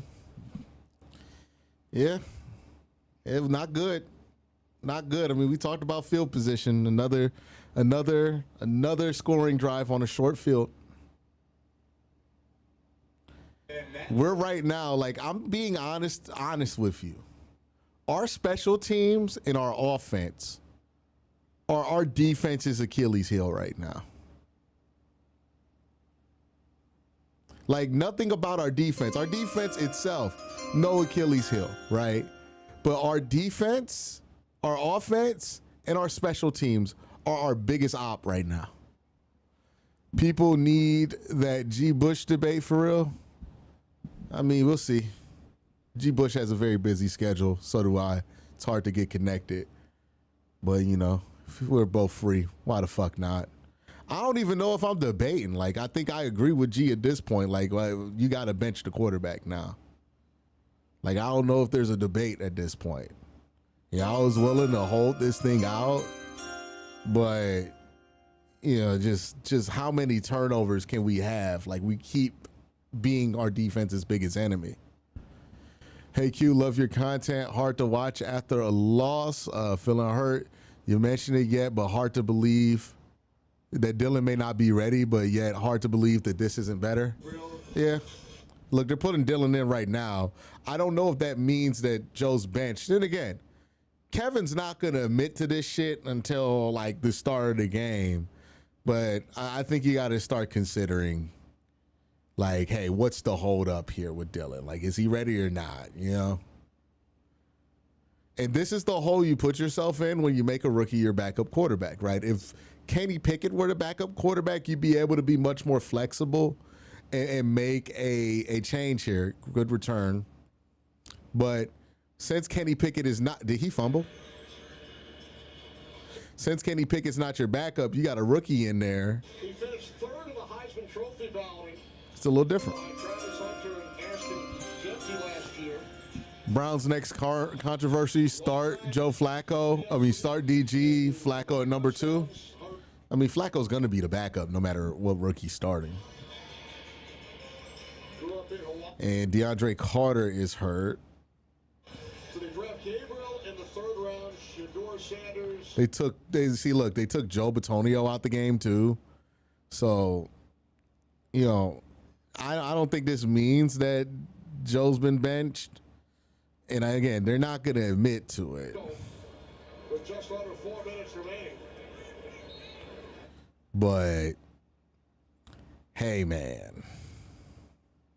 You know? Back to win the game, but a different story today. You got to look at Sanders, and there's Flacco trailing by 24. But you can't really Led their defense. Lions score 17 points off turnovers. Speaking from experience, the only way to get ready is to play. Never a perfect time unless you have see what you have in a rookie. Hey, I mean, Second down and 7. might just be that time, man. Hopkins again. Yeah, to your point, Kenny, anybody that looks at the score, they'll just say 34-10, the Browns defense didn't do much, Lions did a great job, etc. But it really didn't work out that way. Myles Garrett played as hard as he could. This defense played very hard. Right? They were doing Makes it 51 out of 102 points that are absolutely insane. 50%. Again, we're our defense's biggest opposition right now. The best way to beat the Browns is to let the Browns beat themselves on offense and special teams. Not only is Joe Flacco out, you also have their veteran Joe Bitonio, the left guard. He's out. Looks like Kevin Stefanski's just thrown in the white flag. Pass incomplete. Wave the white flag, thrown in the towel. There we go. Yes. You knew what I meant. I did. I mean, you can only laugh at this point. Flacco with the egregiously bad turnovers again. And on top of that, wide receivers can't catch a cold. I'd rather run Quincy 40 times. And this is a learning lesson. Right? Yeah. This is It's ugly, man. To be. The Detroit Lions are a very good team. They're well coached. They have some really good players. And they know how to win games. They know what it takes. They have their identity. The Browns still searching for that. Lions went 15-2 last year. Here's Raymond. Out across the 20. Let's just kneel this one out. Kyle Allen on in relief of Jared Goff. Allen, in his 8th season in the league, has made 19 career starts. Kevin looking bad, very bad right now. I don't know, man. Y'all were ready to sing his praises last week after beating the Packers. Like, the offense looks like shit right now, but most of y'all blaming that on the quarterback. So we'll see, man. We'll see. We'll know by the end of the year.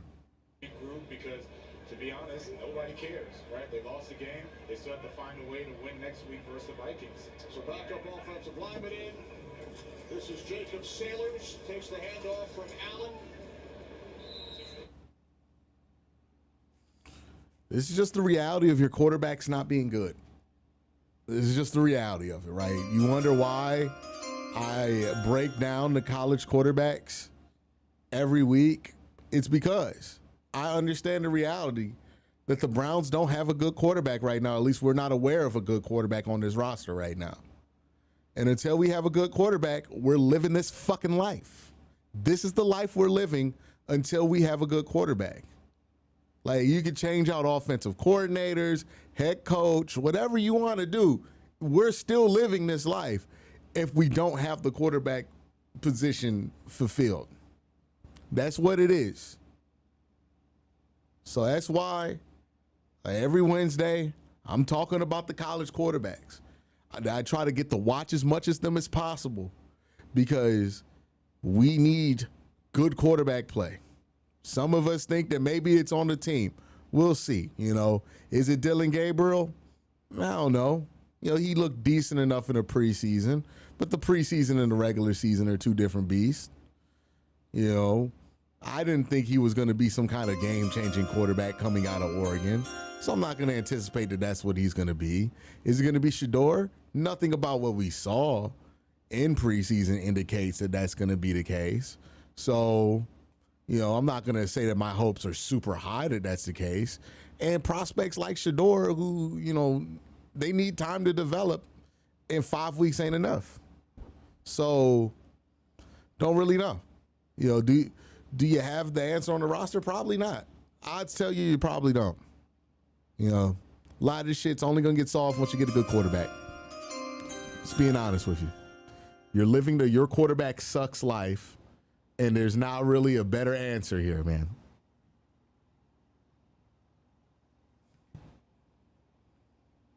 Like, don't know what to tell you.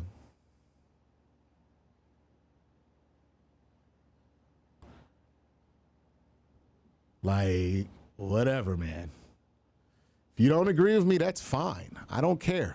I don't just say things because they're popular and people are going to give me a pat on the back on the internet because they agree with me. It's just what it is. I'm going to tell you what I think. I'm going to be honest here, right? You're living the life of a team that has no fucking quarterback. That's really it. We can sit here, oh, we put this guy in, we put Shador in. Put Shador in. Let's see if he's the answer. I don't care. Hope he is. But if he's not, then we're going to be living this life again. You can fix it with quarterback play. Your quarterback play sucks. That's what it is. Like,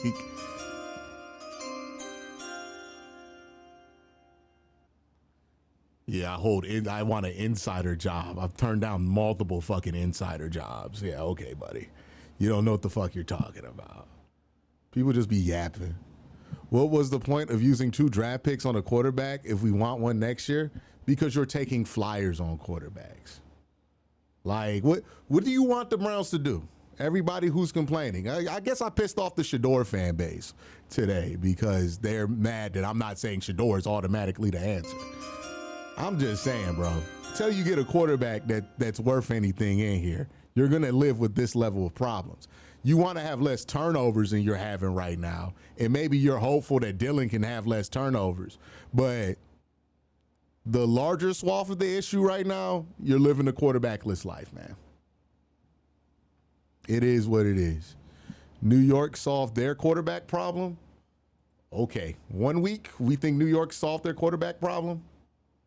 This is the level of intelligence I'm working against here. By the way, the New York Giants, 21-18? Yeah, they solved their fucking quarterback problem. We'll see.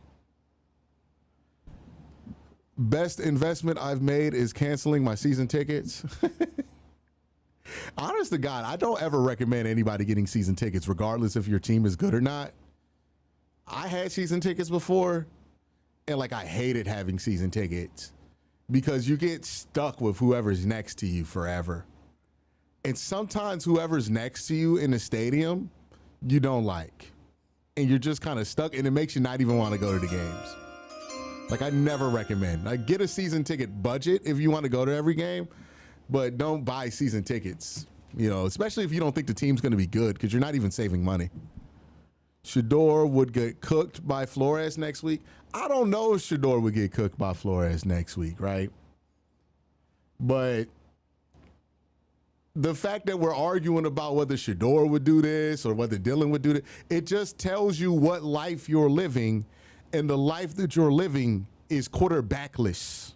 We're just hoping somebody fixes the problem, right? That's where we're at. We are a team without a quarterback. Until we are a team with the quarterback, I'm going to hope that the Browns get a quarterback sooner than later. If the Giants win, bench out of Flacco ASAP, that's such a stupid way to think about it, but okay, man. If the Giants win, now we got to bench Joe Flacco. Honestly, why are the Giants determining what you do at the quarterback position? If you want to bench Joe Flacco, bench him for the reasons that you have in the building. Don't bench him because the Giants won a game. That's so stupid. And again, at this point, you might as well.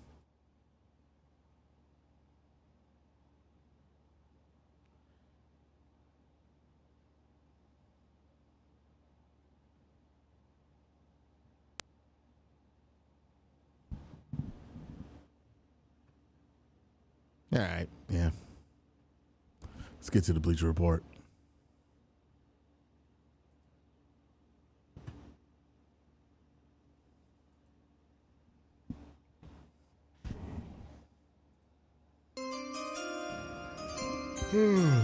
Time for the post-game edible.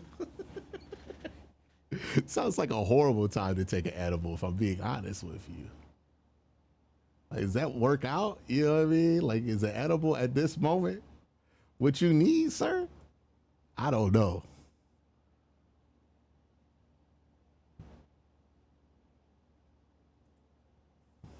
All right, yeah, let's get into this.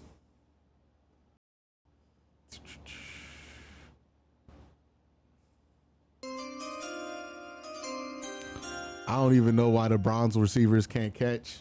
So many things went wrong, man. So many things went wrong. Right? I mean, it was an overall lackluster performance from the Cleveland. Just not enough performance to win a game like this.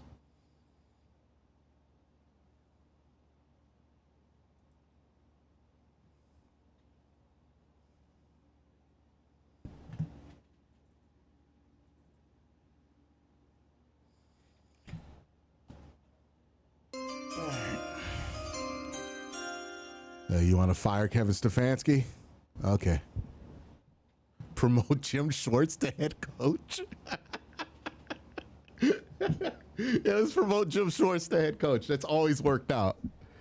Jim Schwartz, amazing head coach, right? All right, man. By the way, if you think a defensive-minded head coach is going to be more willing to play a rookie quarterback, I don't think you've watched enough NFL football. Like, it might be that Jim Schwartz might want to play Joe Flacco more than Kevin. Again, we're just assuming shit. That's a funny one, though. It gave me a laugh.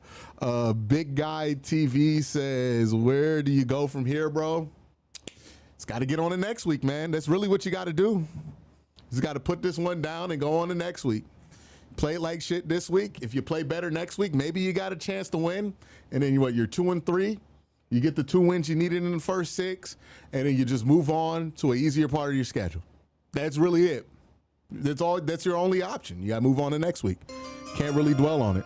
If you're the team, we will dwell on it here because, that's kind of our job. Miles shouldn't have left. Miles should have left and not been greedy. Okay. All right. You guys are feeling sorry for yourselves right now. I'm not really into it. All right. Let's do it. Let's do the Bleacher Report show.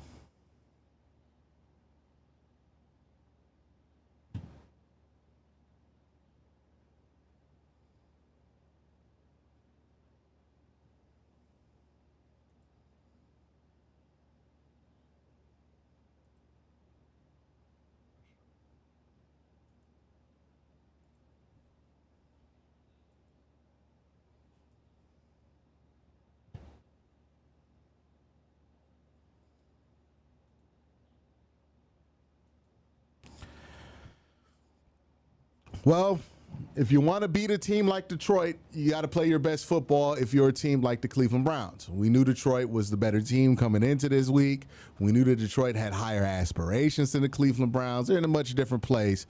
And if you want to beat a team like Detroit, you got to play good football. And you got to hope that Detroit doesn't play their best football. Now, look, the break that the Cleveland Browns got today is I don't think Detroit came even close to playing their best football this week. They were sloppy, a lot of bad penalties. Offensively, they had a lot of strange drops from Jameson Williams. Like, in no way can I sit here and say that the Detroit Lions exclusively just outplayed you, out-talented you, were just better than you in every phase of the game. I don't think that's what happened. I think that's the unfortunate part about this game is that the Browns hurt themselves more than the Detroit Lions hurt them. And that wasn't what was supposed to be coming in. If this game had ended and they had lost this game against the Detroit Lions because Detroit was just simply better. They just outperformed you, won the battle on the trenches, just better quarterback play than you, which obviously did happen in this game. Then, yeah, I'd be able to accept this. But the thing that makes this less acceptable is that that's not what happened. Detroit didn't bully you in this game. You made Detroit's life easy. The sad thing about this Browns team is this sentence is completely true. And this is the worst thing about the team is that this sentence is true. The Browns' biggest weakness on defense has nothing to do with their defense right now. The Browns' biggest weakness on defense, if you want to attack the Browns' weakness on defense, give them the ball on offense or let them kick on, or let them do something on special teams.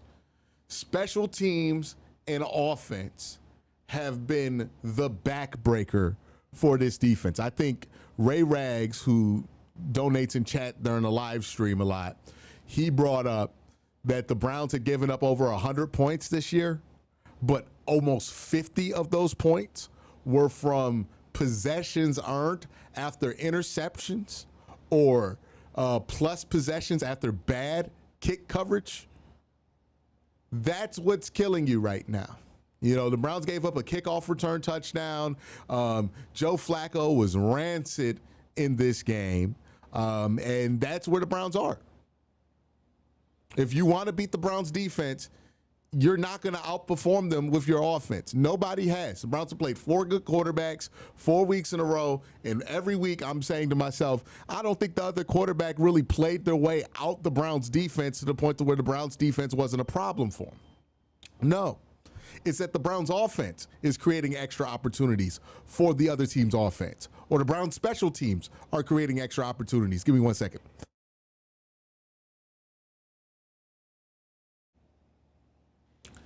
The special teams and offensive units of this team are creating all the fucking problems for the Cleveland Browns defense.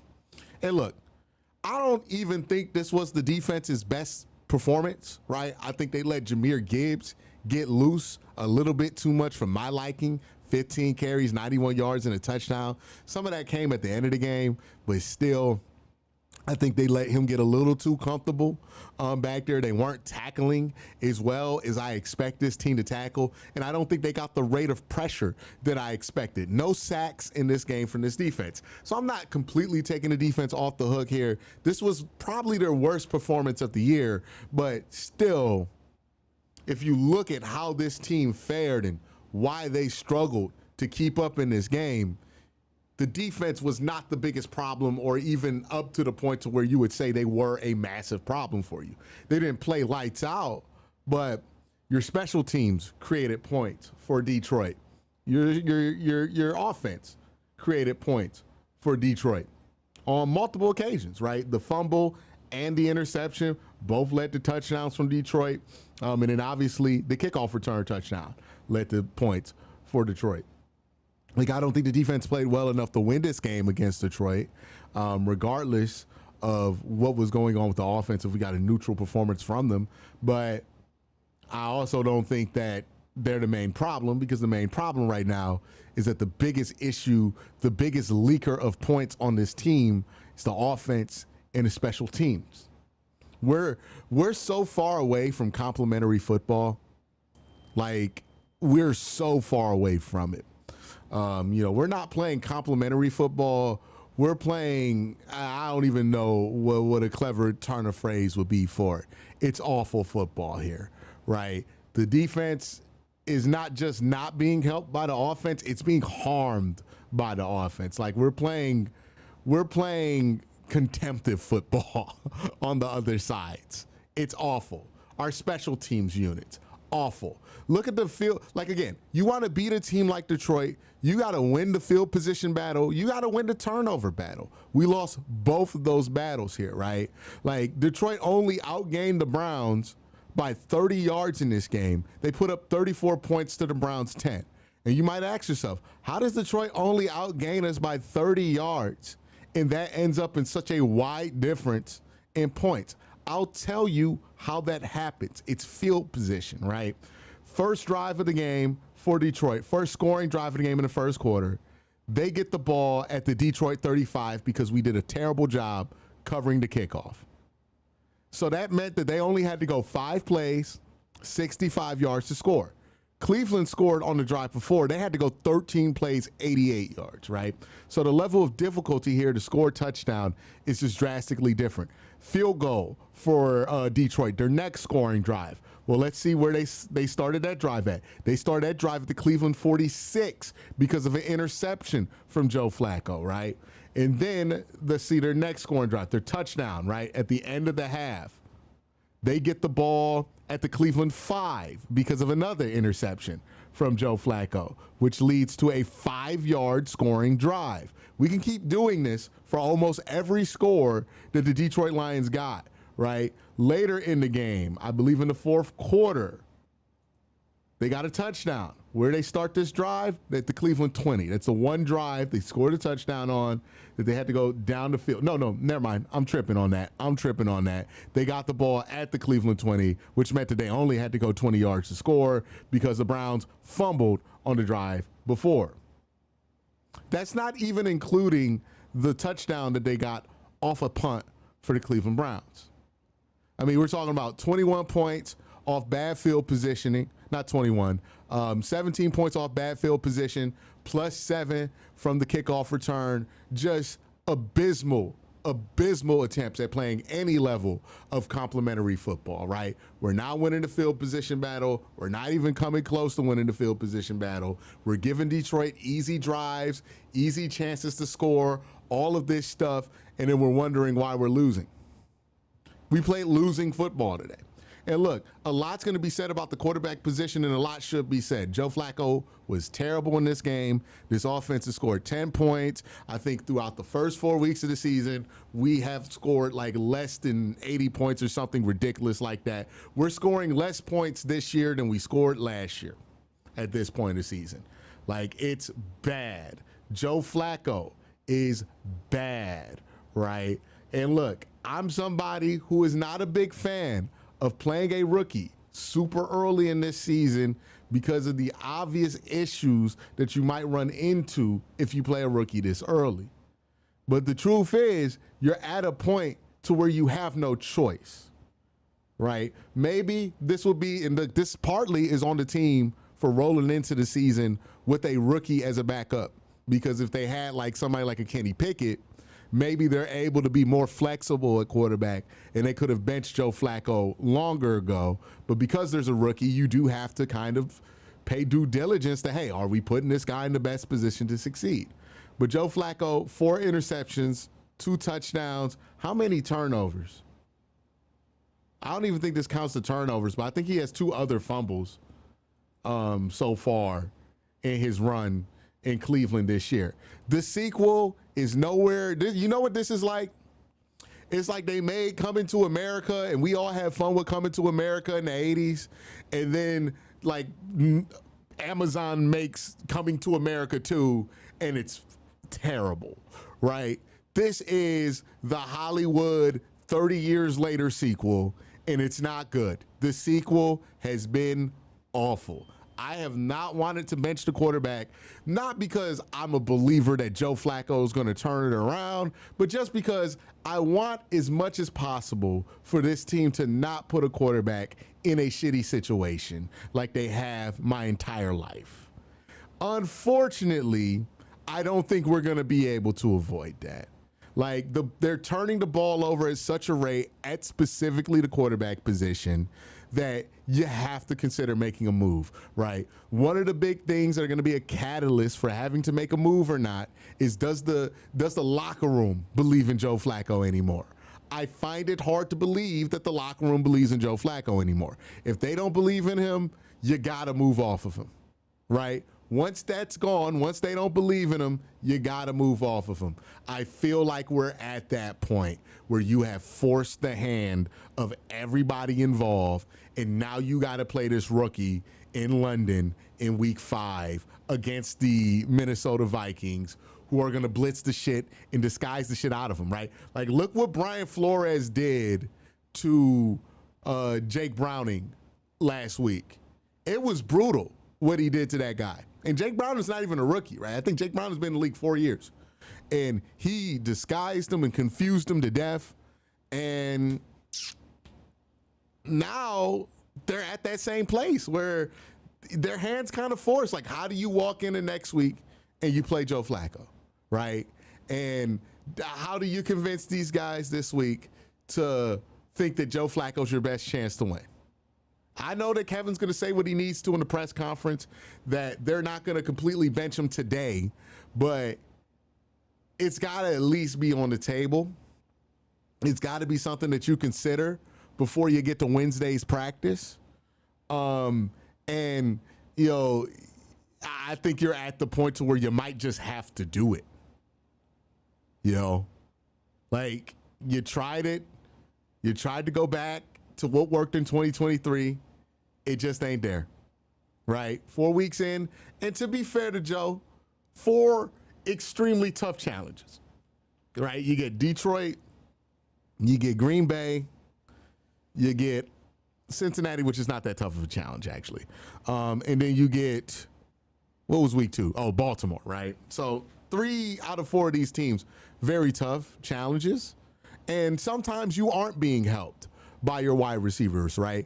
Jerry Jeudy with a massive drop late in this game. Harold Faden with a couple of massive drops late in this game that would have really helped the Browns build some momentum. So it's not all on Joe Flacco, but the fact that you have 6 turnovers stemming from Joe Flacco, and turnovers have been the biggest thorn in the side of the defense, is why you're forced to make a move here, right? If Joe Flacco was just playing shitty football but not turning the ball over, they might be able to live with it. But the offense right now is the biggest thorn in the side of the defense. No team has put the pressure on the Browns defense quite like the Browns offense has. And I don't mean that in any good way, right?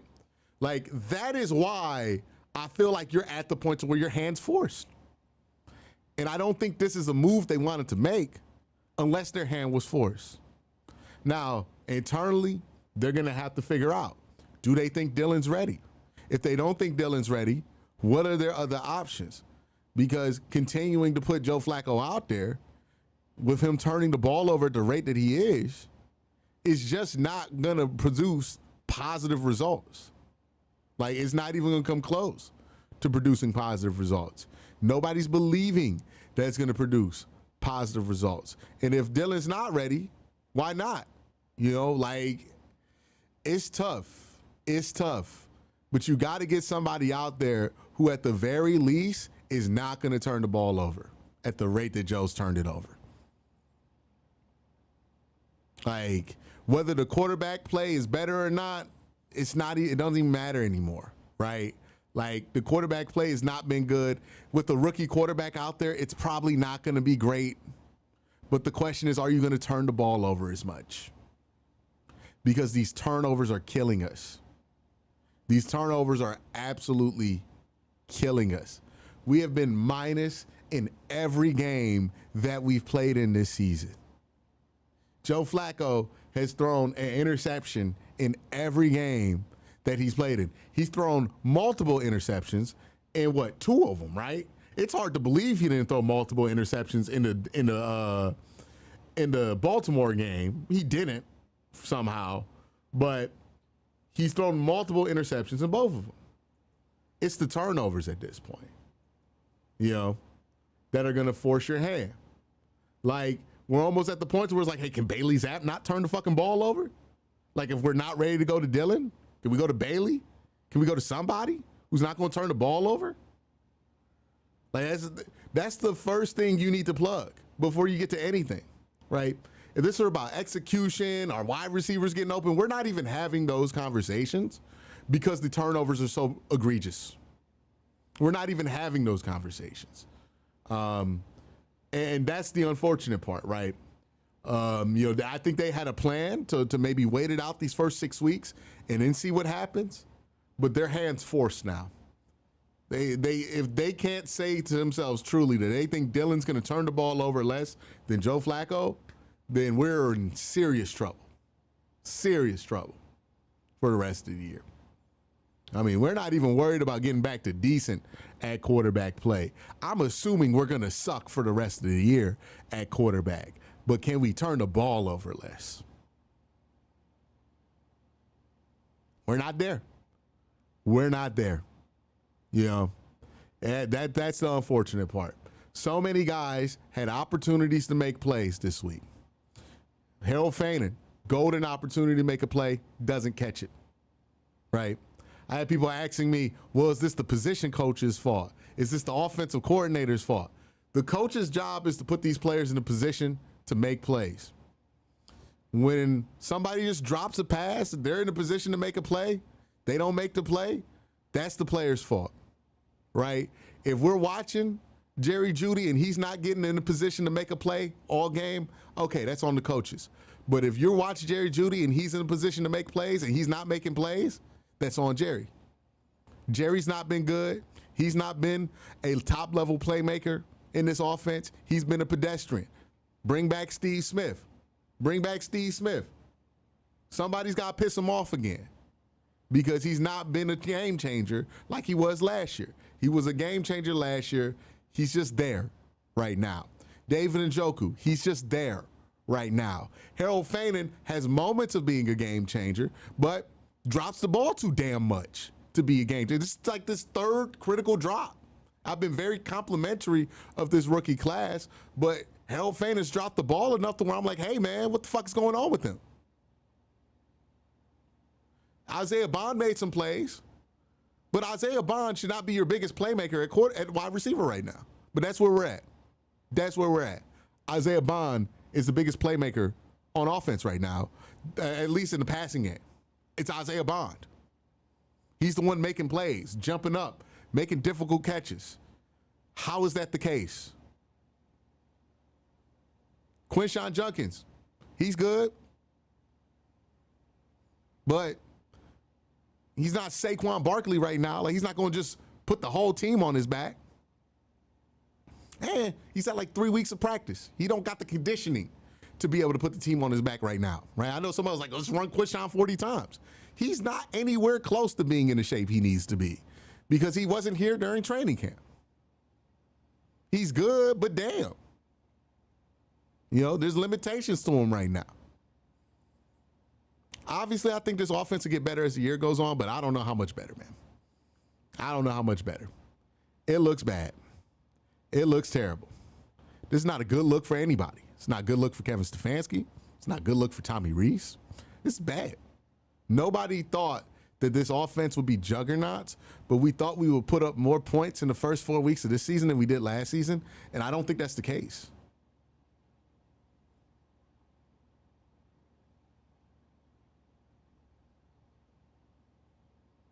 Like, you know, whether we get a great performance from our defense or just a solid one like we got today, it doesn't end up mattering. Because, again, the team that exploits the Browns defense the most is the Cleveland Browns. We put them in horrible positions. We ask too much of them. And then we give up points on special teams. Horrible performance. You're not going to beat a team like Detroit playing the way you did. That was never going to happen. To beat a team like Detroit, you got to play complementary football. You got to not turn the ball over. You got to play sharper football than you did today. You got to catch the big plays that are there. Didn't do a single damn one of those things. Not a mystery why they lost this game. They weren't favored to win it to begin with. This was going to be a tough game for them to win to begin with. And then you come out and you do that, obviously you lose. You deserve to lose. That's what you've earned, is a loss. Because that's a loser effort. Only thing for this team to do is turn the page and go to next week. The good news for them is they win next week, things look a lot different, right? And it's a winnable game. Minnesota's not the best team in the world right now. They might be starting a rookie quarterback next week. You know, it's doable. It's certainly doable to beat Minnesota next week. But in order to beat Minnesota next week, well, you got to not turn the ball over a million times. You got to not be +2 in turnover margin. Got to take care of the football. In order to do that, you got to ask tough questions if you're Kevin Stefanski. Hey, maybe Dylan's not ready, but is he not going to turn the ball over?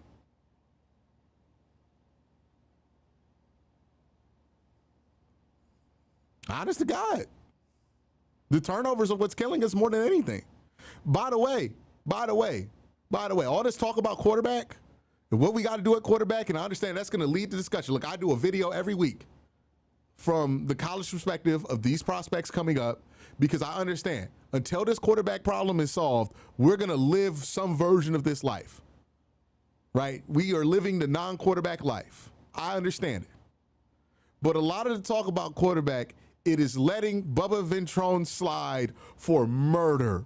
And he's been committing murder to this team for like 2 years, man. 3 years, my bad. This is third season. He's been getting away with murder. Okay. I wish people were as loud about firing Bubba Ventrone after performances like this than they are when our field goal kicker misses kicks. Because our field goal kicker missing kicks got nothing to do with Bubba Ventrone. This stuff, the stuff that happened today, losing the field position battle like we did against Detroit, everything to do with Bubba Ventrone, right? Not being able to cover punts and kicks, that has everything to do with Bubba Ventrone. The Browns kicked the ball off today 2 times after a score. They only scored twice, right? They kicked the ball off 2 times. Both those times ended up with Detroit having the ball at the 40. Then they punt the ball 1 time, and it gets returned for a touchdown. This is the stuff that Bubba Ventrone is supposed to do. The Browns have a roster young enough, full of enough draft picks to where special teams should be good. At least the offense has an excuse for being terrible. It is annoying, and as much as nobody wants to hear it, the Browns don't have a quarterback. It's not a surprise that the offense sucks because their quarterback sucks. Joe Flacco sucks right now. And I don't know if Better is on the roster. That's the truth. Guys, if Better was on the roster, Joe Flacco wouldn't be starting right now. Right? Like if somebody had looked better than Joe Flacco in camp, they would have had the job. That was the bar. That's what they were asking all of these quarterbacks to be. Can you be better than Joe Flacco? Nobody was better than Joe Flacco. Joe Flacco got the starting job. Okay. Like, I know why the offense sucks. Their quarterback sucks. They have an offensive line that's injured. They have legitimate reasons to stink right now. They're not deep at wide receiver. They lost Cedric Tillman. They're even less deep at wide receiver now. Like, it's not fun. Nobody's getting them off the hook for being as terrible as they are, but at least they have reasons to suck. What is special teams' reason to suck right now? You are pulling off players from the best defense in the NFL to play special teams right now, and you can't cover a nosebleed on special teams. Like, what is Bubba Ventrone's excuse for this special teams unit being terrible? There's not a single compelling reason for this. There's not a single thing that's compelling right now for these units to be this bad. I swear to God, I'm not fired a coach today, guy, but I think if you fired Bubba Ventrone today, you would have a much better punt coverage unit by like 3 weeks. Like, I think he sucks. I've given it a chance. I've thought he sucks for 2 years. I've said he sucks for 2 years. I can't. It's Joe Woods 2022 levels of undeniable that man is terrible. He ain't the man for the job. Special teams, disaster today. Offense, disaster today. The defense was all right. They weren't amazing, but they were all right. Right? Again, no sacks on Jared Goff, not really getting the pressure, allow somebody to get 100 yards on you. You know, I don't think they're going to walk away from this saying we played damn good on defense. No, they've had better games. But, I mean, the defense wasn't bad. Everything around it was just god-awful, though. God-awful. God-awful. I mean, we're at the point where you got to do something. You got to do something at the quarterback position. You got to do something at special teams. Like, at quarterback, on the offensive side of the ball, you got to address the turnovers. Joe Flacco is playing this super safe, conservative style where he's scared to death to turn the ball over, and he's turning the ball over at the second highest rate in the NFL. He can't do it. He can't not turn the ball over. It's not in his DNA right now. You got to change something. Special teams wise, I mean, dog. Bubba Ventrone is lucky that the Browns don't have a quarterback right now, because that is taking a lot of the oxygen in the room that should be meant for him. Honest to God. And like I said, when Kevin got to this point with Joe Woods, if you can't move on at this point from Bubba Ventrone, if you can't you know, you don't got to outright fire him, but you got to move him off responsibilities, man. Like, he's got to be like the same way you did Andy Dickerson last year, where Andy wasn't even running the offensive line meetings. It's the same shit you got to start doing to him. Right? You don't want to fire him because of the optics. I understand that. You know, wait till the end of the season to fire him. But you got to start moving him off of his shit because this is bad. This is bad, man. Like, there's no way around it. This is Joe Woods 2022 levels of terrible coordination skills here. And if the same way where he had to fire Joe Woods to not go down with that sinking ship, if you're Kevin Stefanski, do not continue to go down with this sinking ship of a special teams coordinator that is Bubba Ventrone. And again, I don't give a fuck about him having kickers that miss kicks. That's not on Bubba Ventrone. What I care about with Bubba Ventrone is that he's awful at the coverage units. The coverage units are terrible. Our punt return rules are always weird. Our punt returners are always fair catching shit that shouldn't be fair caught, not letting shit bounce that should be bouncing, letting shit bounce that shouldn't be bouncing. We're all time awful at it. Changes, they're going to have to happen this week. And I was hoping they could avoid it because you got to go all the way to London this week. It's going to be a strange week for the entire team, but you got to do something. Because they see it. They know that this team isn't hopeless, right? If this team was hopeless, you could do nothing. But I think the problem is that this team understands that they're not hopeless this year. They're just hopeful enough that you got to do something.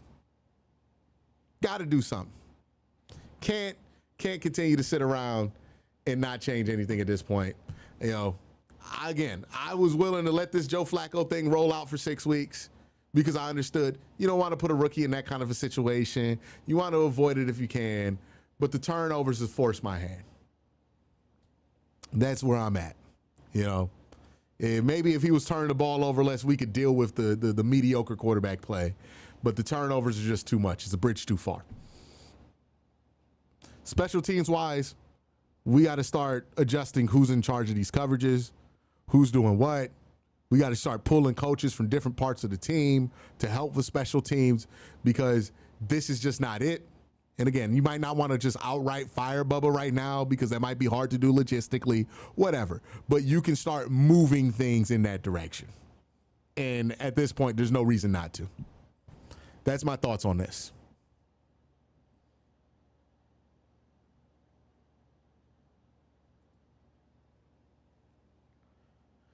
Hey, that's really all I got to say about it. You know what I mean? Let's go into the super chats. Let's go into chat, see what everybody else has to say. But that's really it. If they had lost this game to Detroit straight up, I wouldn't be upset because I understand Detroit's a better team than us. But the way we're losing these games, the way we're taking ourselves out of it, it's not encouraging. You know? All right. Samil guy says, on to London, God help us. Yeah, we'll see. Max says, one more loss and the Browns might be headed for a top pick. If they can get out the first 6 weeks with 2 wins, they'll be fine. We'll see. We'll see. Whatever order that happens in, I'm not specific. I meant to say I picked a bad day to forget to take a antidepressant med this morning. Oh, God. Please take care of yourself, man. Make sure you're taking your medicine. You know, mental health over everything. Max says, this game ran away because Joe Flacco and he looks slow and scared. It's more than Joe Flacco, right? But Joe Flacco is certainly a problem that needs to be plugged. Zane says, what I hated in the fourth quarter was how does a team give up so early? We're only down by 17 with a lot of time left. Most teams would be battling, but the Browns had no urgency. That's somewhat on Kevin. I don't think the Browns didn't have I think the defense had urgency at least. But the Browns offense, I mean, like, we watch it. We're watching it right now. How, like, they're not good without the urgency. Rushing them is probably only going to create a worse result. The truth is, man, we suck too much to be urgent. Like, we just suck on offense, man. It's just all around. I can't even be worried about the little things. They're so bad at the big things. You know what I mean? Like, and yeah, is some of this on Kevin? Absolutely, right? It's on Kevin to get this to a place to where it's more workable. And I think where it's absolutely on Kevin is like, hey, how long you gonna let these turnovers happen, man? Like, bad quarterback play, okay, I get it. You know, the good defenses, Joe Flacco sucks, whatever. But how long are we going to let the turnovers happen? It all went bad when the owners wanted Watson. Yeah, okay. Matt Begg say, I thought we all knew one for games 1 and 6, a bunch of grown-ass man tantrums in the chat. I can't blame people for reacting to what they're seeing, though. You know what I mean? Like, I say this all the time. People will predict things, but when you see it, you feel different about it. So many people will be like, I'll be fine if the Browns win 6 games, but then you watch it and you feel different about it. I can't blame people for reacting to what they're seeing. Now, are some people throwing bigger temper tantrums than they need to? Absolutely. It's the internet. There's a bunch of man babies out here, right? But, you know, I can't blame people in general for watching this and not being happy with it. Like, I don't know how you watch this and go, okay, well, I'm satisfied. It's not satisfying. It's not satisfying at all. You know what I mean? Let's see. Miles Garrett should have left. Okay, so we got to all the super chats.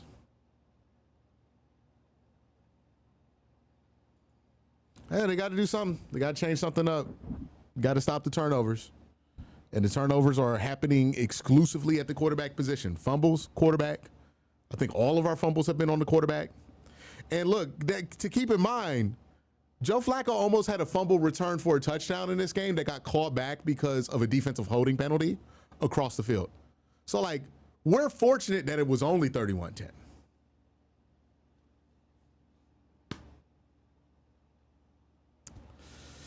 Got to do something. Got to do something. But, hey, if you win next week, you're in a much better place. So, we'll see. We'll see what happens.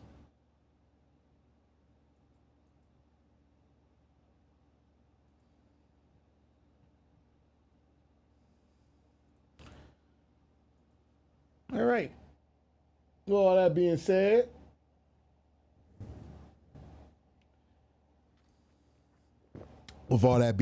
I think we've had an interesting time on stream. It's about 4:47.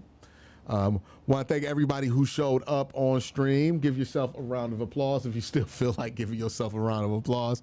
Want to thank everybody who showed up, everybody who super chat, even the folks who wanted to argue with me. Appreciate every single one of y'all. But that's going to be it for me on live today. I'll be posting my post-game thoughts a little bit later on. But y'all have a great day. Have an even better night. Peace.